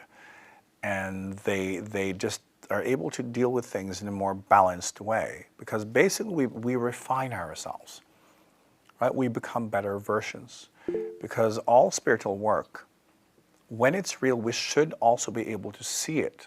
We're supposed to be better humans, right? And this is the fun thing to me also. When I watch a lot of so-called spiritual work today, and you can see people are just full of themselves, right? It's just, it doesn't work, because you can't claim to be in a high consciousness and behave like a complete asshole, right? And yet, that seemed to be the default. If the work is real, you become a better version of yourself in all aspects. And this is, I think, what students experience, that they do become better versions, and they can see their qualities expanding, and they get more refined, more sophisticated, more intelligent. Because we have to also transform who we are as people. So that is definitely kind of a big part, because we are also in human form, and a human life matter. Right? So seeing also that we are able to foster our own qualities and become better people is incredibly important, right? Because without it, we're actually not doing it right. We have another sharing. Yes, Thomas, you're up, please. Mm-hmm. Hey, Hi. thank you again for all this work. Oh my gosh. To actually piggyback on a theme that you were talking about earlier, as a child, I felt like I was the boy who fell to earth. Everything I saw was just like, what the fuck? What's going on here? I didn't understand. Why are they doing it like this? And my whole life, I've been voracious in trying to figure out get under the hood and figure out what makes things tick. And so I've been on this, journey for a long time. I've worked with many teachers, and periodically I get some glimpses of, wow, oh yeah, but it was glimpses. And coming to work with you and with the Gemstone Guardians, this is 4D sense around. This is a glimpse constantly, an expanded glimpse, and it's embodiment. And it's practical. I think that this is the most practical work that anyone can do. And some people say, well, what do you mean? This is spiritual energy. No, it's practical. It is alignment with your source. It's alignment. And what is more practical than that with everything that you do in your life and how you approach life? To be aligned, that's practical to me. So I'm willing to drink from a fire hose and be washed by the excess. I'll take in whatever I can to grow as quickly as I can. But it is. I feel at home. I feel like from early on, the first thing I thought was, oh my gosh, that's what's going on, and I felt like I finally could breathe. And so it's a continually evolving, peeling onion and et cetera, et cetera. So aho, and thank you for all this. I tell everyone, just don't walk, don't even run, dive into this. If you have any inclination to or calling to do this work, do it. It's do yourself a favor. Thank you very much. Yeah. Because I think, you're touching on something very important, is that we spend often lifetimes and lifetimes as spiritual seekers when we know that there is something more. And then we try this, we try that, but it's also where we are in our own kind of search and what we are ready for. And many go through a lot of different spiritual seekers, spiritual teachers and systems. And as I say, it's those glimpses, and you start believing that's all it is. Like these small moments, this small kind of droplets. And this is also what changes when you work with me over time, is that it goes from glimpses to a full, cinemascope view that you can see, you can interact, and and it's real. So that's a big change. And it also takes time to grow into, because you're used to looking at things through a tiny, tiny peeping hole, right? And when I offer you, panoramic views, you approach it with this tiny little hole. It takes time for you to grow out of it. But that feeling of kind of coming home, that it has the substance that you've been looking for. And finally, it's something that you can test out, and it's real. I've always said to people, dissect me. Dissect everything. You don't have to trust me, just test everything out. You will find substance. You will find truth. And that's what people figure out over time. The longer they study with me, the more kind of they build that platform, and at some point they get it. It is consistent, and it's substance. And instead of small glimpses, kind of packed in bullshit, it's the real deal. But you have to become the real deal first. You have to become a true student of your own path first. You have to become honest.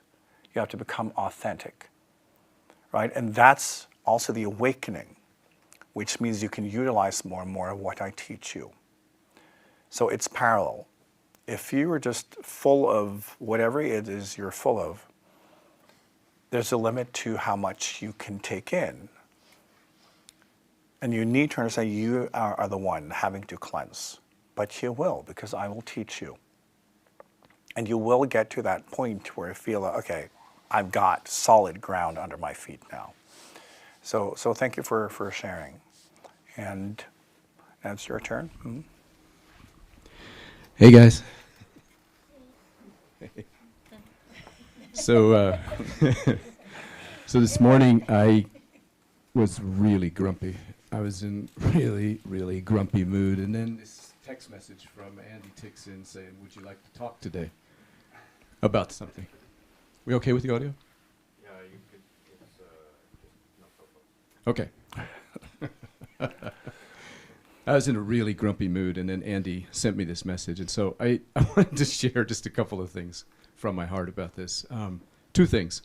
One is that when I look back at my life and I think about a lot of the decisions that I've made and a lot of the choices that I've made, I can kind of see a trajectory, and I can see so many patterns of things that I've done and experienced and so forth that have led me to where I am right now. And one of the most beautiful things about having worked with these crystals for this last 2 years has been that those patterns have become much more clear to me. I see them more clearly. Doesn't mean I've navigated all of them, but I can see them more clearly. And so I feel like I've made so much progress in this last 2 years of actually working through some of these things, of actually figuring them out. And that's been huge to me, because I've spent many years wanting to change, but not really knowing how to do it. And so this has been a really practical, like Thomas said, it's an incredibly practical course. There's not a lot of woo-woo here. It's really practical things to do. So that's been great. The other thing I wanted to share was that I used to worry a lot. I used to worry about the future. I used to worry about how my life was going to turn out.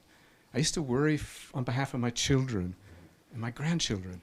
And it's like, I don't do that anymore. Somehow I've gained this understanding that the world, the universe, is in harmony. And it's only my resistance that's causing me to worry about it. And it's like, all of a sudden I can drop my shoulders. In my work every day, I meet people who are so scared, who are so worried about the future, about AI, about technology, about war, about global warming. And yes, we need to worry and we work on those things, but in realizing that there is harmony, it's a beautiful thing. And that has changed in this last 2 years. And the result of it is I'm having a lot more fun. I'm just having a lot more fun because I'm relaxed about it. And it has such an impact everywhere I go.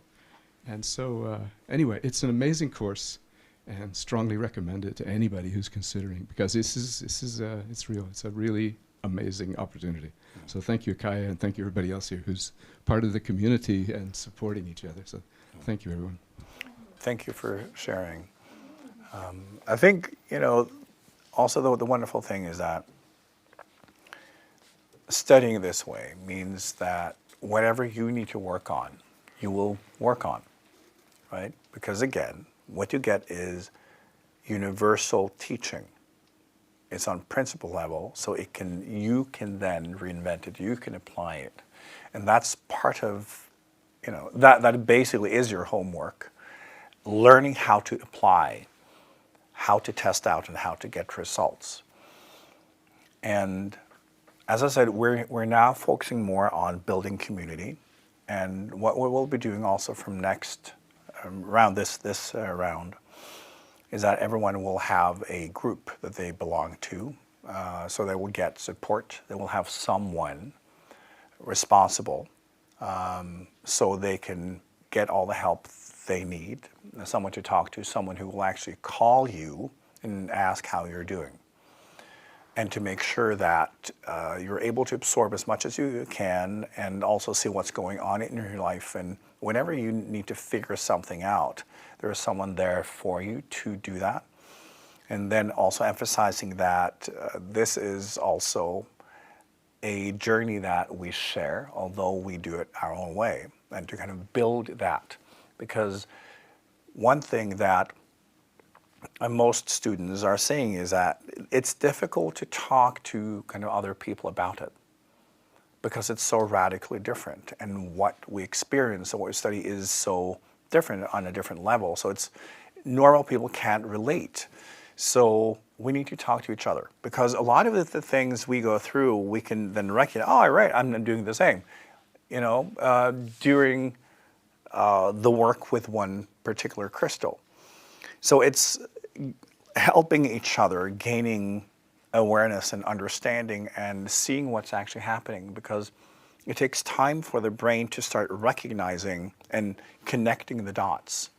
What's going on inside of you, what's going on in kind of your future and past and outside of you and other people, and see that it's the same thing and see how it plays out, and learning also the mechanisms that kind of controls all of it, and how we can play around with it. So we need the support of each other. So it's important for those of you who are new to this that you will have a support system. You will have a contact person that will be proactive to make sure that everyone is included. We will also focus more on having social events to get to know each other, and also just be able to relax and enjoy life, and emphasize that as well. I've talked about that often spiritual students are a little bit introvert and often a little bit more recluse by nature. And this is also a study program where we need to learn to embrace life. So we can start by embracing each other, at least, and build that support system and be there for each other, because that's also part of the study. It's interesting to also see what other people are going through and how they are studying, and because sometimes that can amplify that we're onto something, and then someone has an experience that, I get it now, right? That exchange is extremely valuable, but also for everyone to feel included and feel welcome, and make sure that everybody experiences that we actually care, although we don't care about your journey, because that's your business. It's up to you.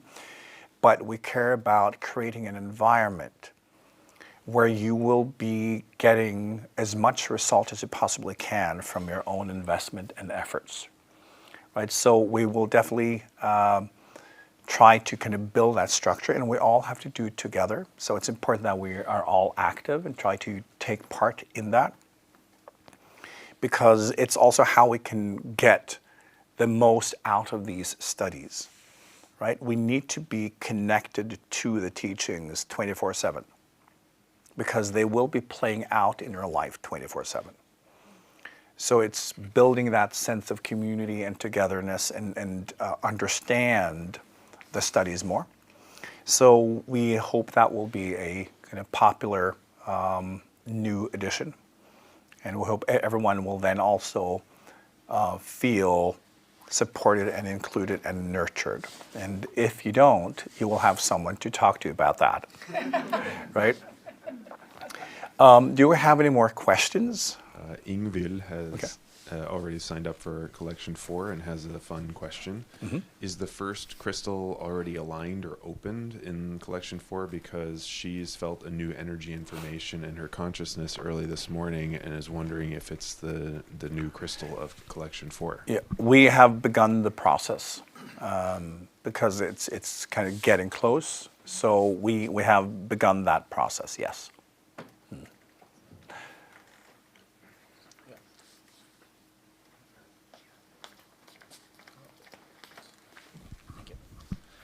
Will it be kind of the same procedure like last, that we have a new stone, new theme for every month? So yes. Yeah. Yes. It's the same. The kind of format is the same. Yeah. Yeah. But as the teachings get more and more advanced as you guys get more advanced. That's the only difference. Yeah.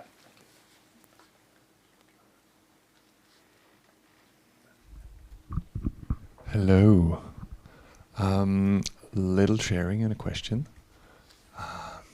What you said, that like the perspectives that we're open to are so different from the collective. Like, my father died 16 days ago, and the perspective that I've opened up to, like in relation to life and death, makes this such a deeply beautiful process where like I've related to his consciousness more than I related to his human form, I think, for many years. And now that his human form is no more, he is so much more present. And like that. Kind of a bit gruesome manifestation, but the teaching in that is absolutely, it's like a grand celebration where all emotions are, of course, part of a human process. The question, like, I think it's more in relation to actually, like, do I not relate to the human, and do I relate more to the consciousness?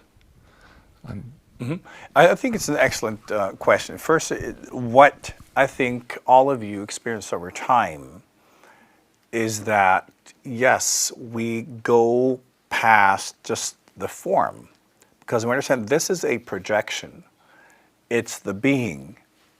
It's the consciousness that is the actual being, the actual presence. And when we go through a lifetime, we're also being kind of filtered kind of through a form and the specifics of that form, because we're basically specializing our focus and our actions to a certain spectrum of karma, which means we will have certain ways of thinking and behavior and all that that belongs to that particular study. Right? It's basically, you know, if you're taking a baking class, you will be wearing an apron and there will be flour everywhere. If you're taking, you know, a class in car mechanics, it will be very different. So it is with incarnations. So we will kind of believe what we see in ourselves and our physical journeys, but it's not who we truly are. So what we learn over time is to relate to both.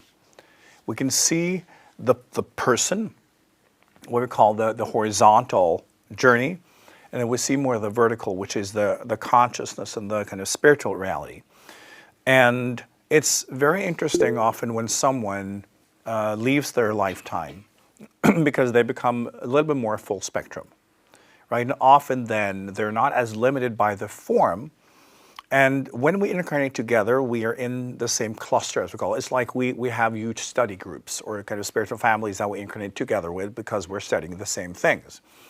So when we go out of a lifetime, we get less limited, and often then we're able to be present to the ones in incarnation, a little bit kind of wiser and more broad spectrum, because we're not limited by the karma we were trying to negotiate in that journey. So many, also in the course, when they've opened up to the different levels, they can experience individuals close to them leaving their lifetimes, and they're more present. They can interact more lovingly, and they can then experience also these beings now in their cluster being supportive, being very active, and sometimes also being kind of practically present in their lives, kind of doing things. And there's so many examples also, people in the course with kids, for instance, where the kids have, for instance, never met a grandparent that left a lifetime, and all of a sudden that child is describing the grandparent and calling it by his name, like stuff like that. It's normal. But when we open up, and again, our space will change, which makes it easier for those who have left a lifetime to also project into your reality because you're open to it, right? So that multidimensional interaction will increase as you expand. So, and say, like, it's not like we are not human, we just redefine what the human is.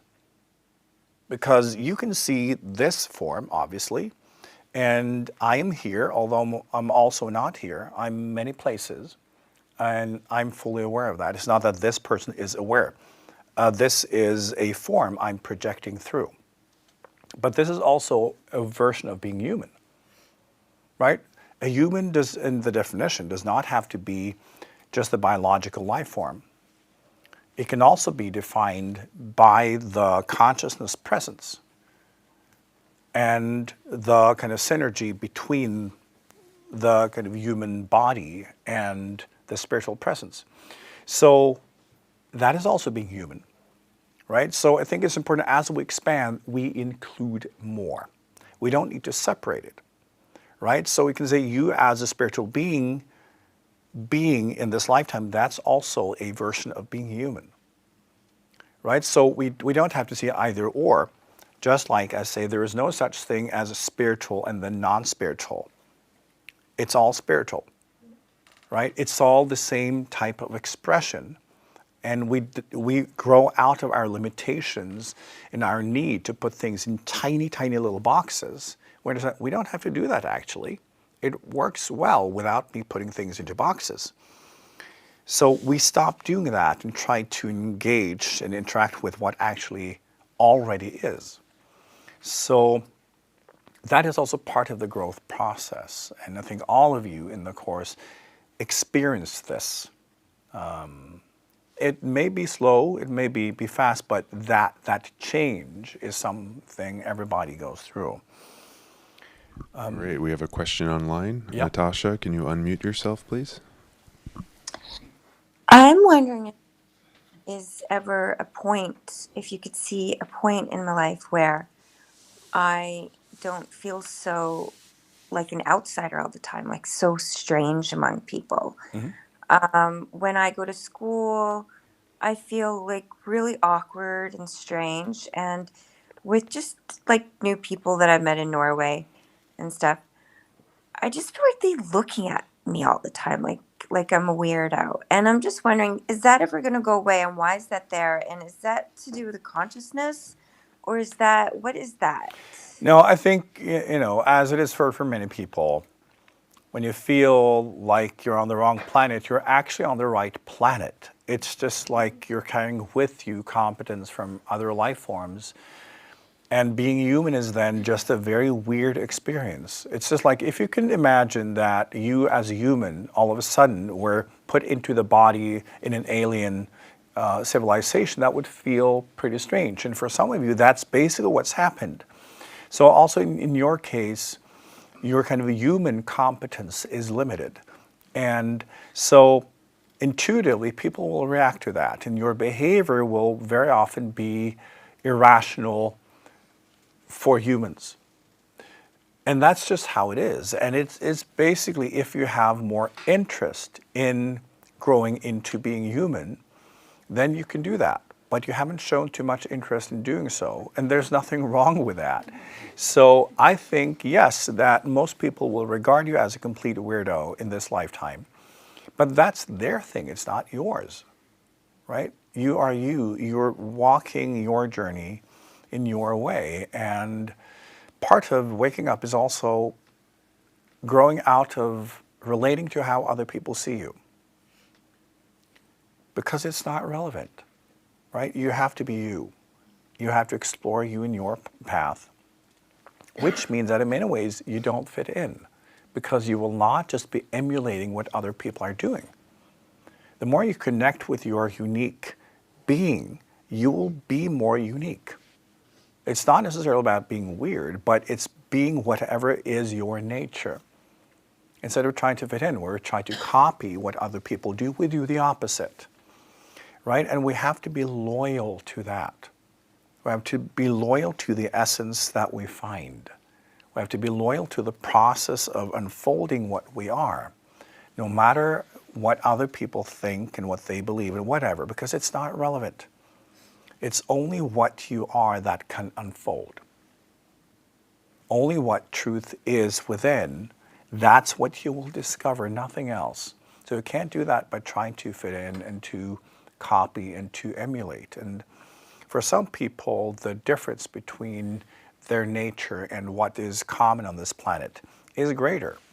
For some people, it's easy to fit in. Some people have incarnated here many times before, but we still have to be loyal to the process of our own awakening, right? And over time, we simply don't care about how other people react because we're going to say that belongs to them, right?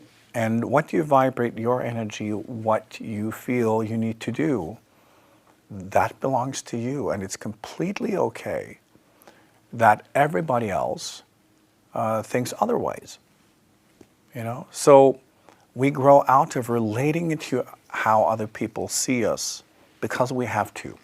Otherwise, it takes too much energy and it can become painful. And in your life as well, that has caused you a lot of pain. But you will learn over time to grow out of that pain because it's a waste of focus. It's a waste of time and energy, and you can spend it on being true to yourself, right? So that's also part of, you know, the growth and the journey, that we gradually become more loyal. And we see our journey more clearly, and we understand who we need to be. And then we are that, and we do that, and we really don't care about anything else. Ivana asks a little bit practical question, but it's very relevant, I think, for you to answer, is what about recommended daily exercises or practices as part of this course? Yes, I often recommend, as a default, again, you don't have to do anything, having meditation practices in the morning. Because then you wake up and you kind of tune your instrument before you start playing, right? Again, if you think of a violin, that's an intelligent thing to do, right? Because if you don't tune your instrument, everything you play will sound terrible. And it doesn't matter how well you try to play, you're out of tune. So we'll always tune your instrument first. And think of that also when you start your day, it's simply about getting in as much kind of alignment, be as attuned as you possibly can before you start interacting with the world. So that's just what I've seen over time that assists people the most, you know, is just have meditation practice in the morning. And with this course, with each crystal, there will be slightly kind of different exercises, different variations, but you can do whatever you want. But that is, if I'm going to give like one advice, it's that. I'm very fascinated of these crystals. Love them very much. But I got a question. Are you a kind of channeler of this energy from the crystals, like a radio antenna to us, or how is it the dialogue? Is it you that projecting this energy to the crystal to us, or is it the other way? Do the crystals need you, or do you need the crystals? Right. Excellent questions. And again, a stupid question, but very smart. This is what I mean, ask stupid questions, because these are the type of question everybody wants to know. So it's like understanding that many different things happen at the same time. If you can understand that the guardians, they normally just, they work through the crystal, and they just maintain kind of the energy and vibration of the spectrum on this planet. They hardly ever interact directly with people, right? So when we then work with crystals like this and in this way, they become part of the course. They are also teachers in the course, because the course works in the way that is compatible with their work, right? So they work also directly through the crystals. I work also through the crystals, but also independently of them. So I do not need crystals in order to reach you. Because basically, if you can understand that once you are in a consciousness of absolute oneness, space does not exist, which means you can be everywhere at once. For the human mind, it's difficult to grasp, because we think this is what is, and then you have to move through. How can you be several places? If space does not exist, everything exists in the same non-space at once. And it means when you have awareness there, you're able to basically be in everything at the same time. So it's very simple when you are there, and therefore I'm able to operate directly in every one of you, in your lives directly. I can be present to you directly. So that's the main way I work with you. And of course, I also project through the crystal, also amplify that in how we manifest things in your life and how we amplify the process. So it's also the crystal in itself channeling kind of the energy belonging to the guardian and the mother crystal, which is an energy in itself. If you can remember that, what the crystals normally do, they just maintain a certain energy and frequency on the planet. So then that becomes available to you. So it will be channeled directly into your system. So that's one part of it. Part number two is that it will also then cleanse and operate as an organ, assisting you in becoming more attuned and cleansing out kind of the blockages connected to what it represents, right? It will not cleanse out everything, just within that spectrum that it represents. So there are many different things happening at once. So this is why this works. And why it's so kind of rich and full, because there are many different things happening at the same time that supports you in your efforts, and why you get more results than you can possibly get on your own. But it's nothing mystical about it. It's completely natural.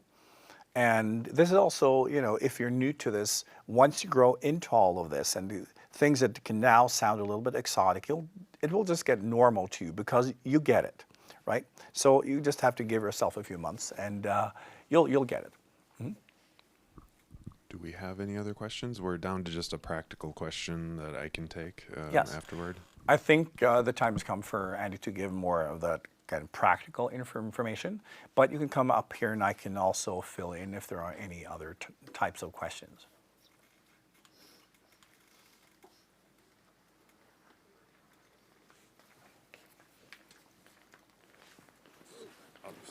Yeah, well, let me sit there. Are we okay, Aki, on the video? Okay. First, we got a practical question from Martina in Germany, which is a fun one because she asked about how many are in the course, how many new people, all that kind of thing. We're currently 150 in collection 3, and we're anticipating between 150 and 200 in collection 4. And we have a lot of new people signing up. So Martina, you're not alone in that. And again, with what we're calling the IKYA Ganapati program, the support and sponsor program, we look forward to being able to support any new people coming into the course in a way that, we're just excited because it's new and it's different and it's about building that community and that connection among each other. First, I think, should we just open, are there any specifically practical questions, either online or here in the audience? Anything over there, Aki? Okay, just a few highlights are that we prepare one crystal at a time unless you live outside the Oslo area or outside of Norway. And then we prepare 3 crystals at a time. But we ask you to please only meet one crystal at a time as we study with them, leave them in their bag, sort of protected. If you can hand me the bag and the spray and one of the crystals. So we send you the crystal in this really nice bag, which is great for both storing it, but it's also the best way to kind of have your crystal with you a lot, you know, when you're at work or in any other situation, because this will protect the crystal in your pocket or in your purse or whatever. So we send you with the bag, and this year we're adding, it was optional to buy the wooden box that you see here. We're actually including that now in the course, so you get that as part of the course, because that's where we recommend you store your vibrational organs as we as we kind of move our focus to the next crystal. The camera. So we study one at a time, and as we finish with one, we recommend you then store the previous crystal in the box and only then relate to them consciously when they call to you, when you feel you want to review or kind of reconnect with that organ, because otherwise it's like you recommend that we keep our focus on the crystal of the month. Yes, so we've got it like, as you build your collection, they become available to you. They will be a permanent part of your consciousness as a human, and they will continue to work. So the main study will be with the stone of the month, right? So it's not like you then discard that stone next month. It will just become part of your body. Mm-hmm. So think of that you're building a set of vibrational organs, building a wider and wider spectrum, where you can then access, and they will work with you. And just parallel with having the main focus of the month, and that will be your study, you may still be drawn to certain stones for certain things. But the wonderful thing is that then you have the teachings. You know why you were being drawn to a certain stone, right? And then, oh, right, that's what's going on, right? So you will be using all of them, but not at the same time. As they become part of kind of your collection, you will use them specifically. And you can also meditate like, okay, what do I need to work with today, right? And you'll just get this relationship to them that they're just tools available to you, but it's for you to explore that and work with that. But the main focus will always be on the teachings that particular month. So another added bonus that we're giving to the course this year is we're going to include a bottle of IKYA Essence Spray, a crystal cleanse. And one of the greatest benefits that you've highlighted over the years of IKYA Aligned Gemstones is that they are so vital and alive and connected to the mother crystal that they don't need to be cleansed the way that other crystals do, because other crystals will take on your vibration and they won't be able to kind of get rid of them. And IKYA Aligned Gemstones can do that. However, that doesn't mean they still don't enjoy a cleanse. And the IKYA Essence Spray Crystal Cleanse is the perfect way to kind of just take it out and you spray it, spray it around in the crystal a couple of times. They also love, of course, cold water. Or to lay out in the grass in the rain is another one. They also enjoy a gin and tonic. Just pamper them. It's like pamper them, yeah. But what's interesting that many have also expressed this, and this is kind of funny. Like when you're connected, and you let your energy flow through, and you use the spray. Many people are able to feel it physically, because then that will feel like you're getting a mist that is also passing through you. So it's interesting, especially when the stone is working hard, because sometimes you can, okay, there's a lot of things going on now. Just spritzing it a little bit, you can feel that it's like the stone is being refreshed, and that is also entering your system. So that's also fun. Well, and what I find interesting is we talked about the box and the spray before we talked about community and Ganapati program and all of that. And for me, I've linked it to that this was a manifestation of, well, the crystals are also part of the community and need to be cared for and appreciated and respected. And we want to encourage everyone to do that more and more by having a specially designed place for them to rest and to have a shower once in a while. So other practical highlights are, if you are outside of Oslo, we send your crystals to you in the post. Unfortunately, it's a real world, so we do have to take payment for shipping in addition to the course, but that's because there are people who are here who don't have to do shipping. So we just make it individual to everybody. We're super flexible on different payment plans, so please check that out, because also people have asked questions, can I do 3 payments or 4 payments? Just contact me, we'll work things out, we'll figure it out. And I think, the other major thing to keep in mind is how you then review the teachings as we go along. First, we have the live sendings. We do Google Meet, and then we also record everything and provide it on IKYAlearning.org. It's our online learning platform, and you get free access to that during the course, and you can review the teachings, both video and audio, as often as you like. Yeah. And it's recommended that you listen and watch as often as humanly possible, which means like try to do it every day. And again, whenever you're not doing something else, listen to it. Yeah, you can have it in the background. Don't think, oh, I need full attention. It's still better to do it while chopping vegetables than not doing it, right? So it's just try to listen as much as possible. And also watch it, do whatever works, but you have to engage, because you need to listen to the teachings many times before you start getting it, right? So it's not like listening to it a couple of times, oh yeah, I can get it now. You don't. So you have to really invest your time in listening to the audio, watching the video, and meditating, and practice in your life, right? So don't half-ass it, like go all in, because this is about you, your spiritual studies. It's not like you're taking a course. It's the opposite. It's you beginning to take your own journey seriously, right? It's you investing in yourself, your awakening, your journey. That is what this is about. So don't think you're doing it because you have to, because you're in a course. Grow out of that. That's just ego resistance. Invest in your journey, in your awakening, and use what we give you, and use it a lot. All the practical information about the course is at our website, IKYA.org. You also get all of that on email, and it's at IKYA Learning once you've signed up for the course. All of the dates are already set, so you can put them on your calendar and prioritize them. I mean, we have people in Cyprus, in Costa Rica, different time zones, and people make it work. So yeah, I think that's about all the practical highlights. That you all know where to sign up and all of that. IKYA.org. That's the easiest. Go to IKYA.org, and then under study with IKYA, you see everything you need to know. And then you have your option of aligning your crystals personally or not, and then the sign up is right there. Right.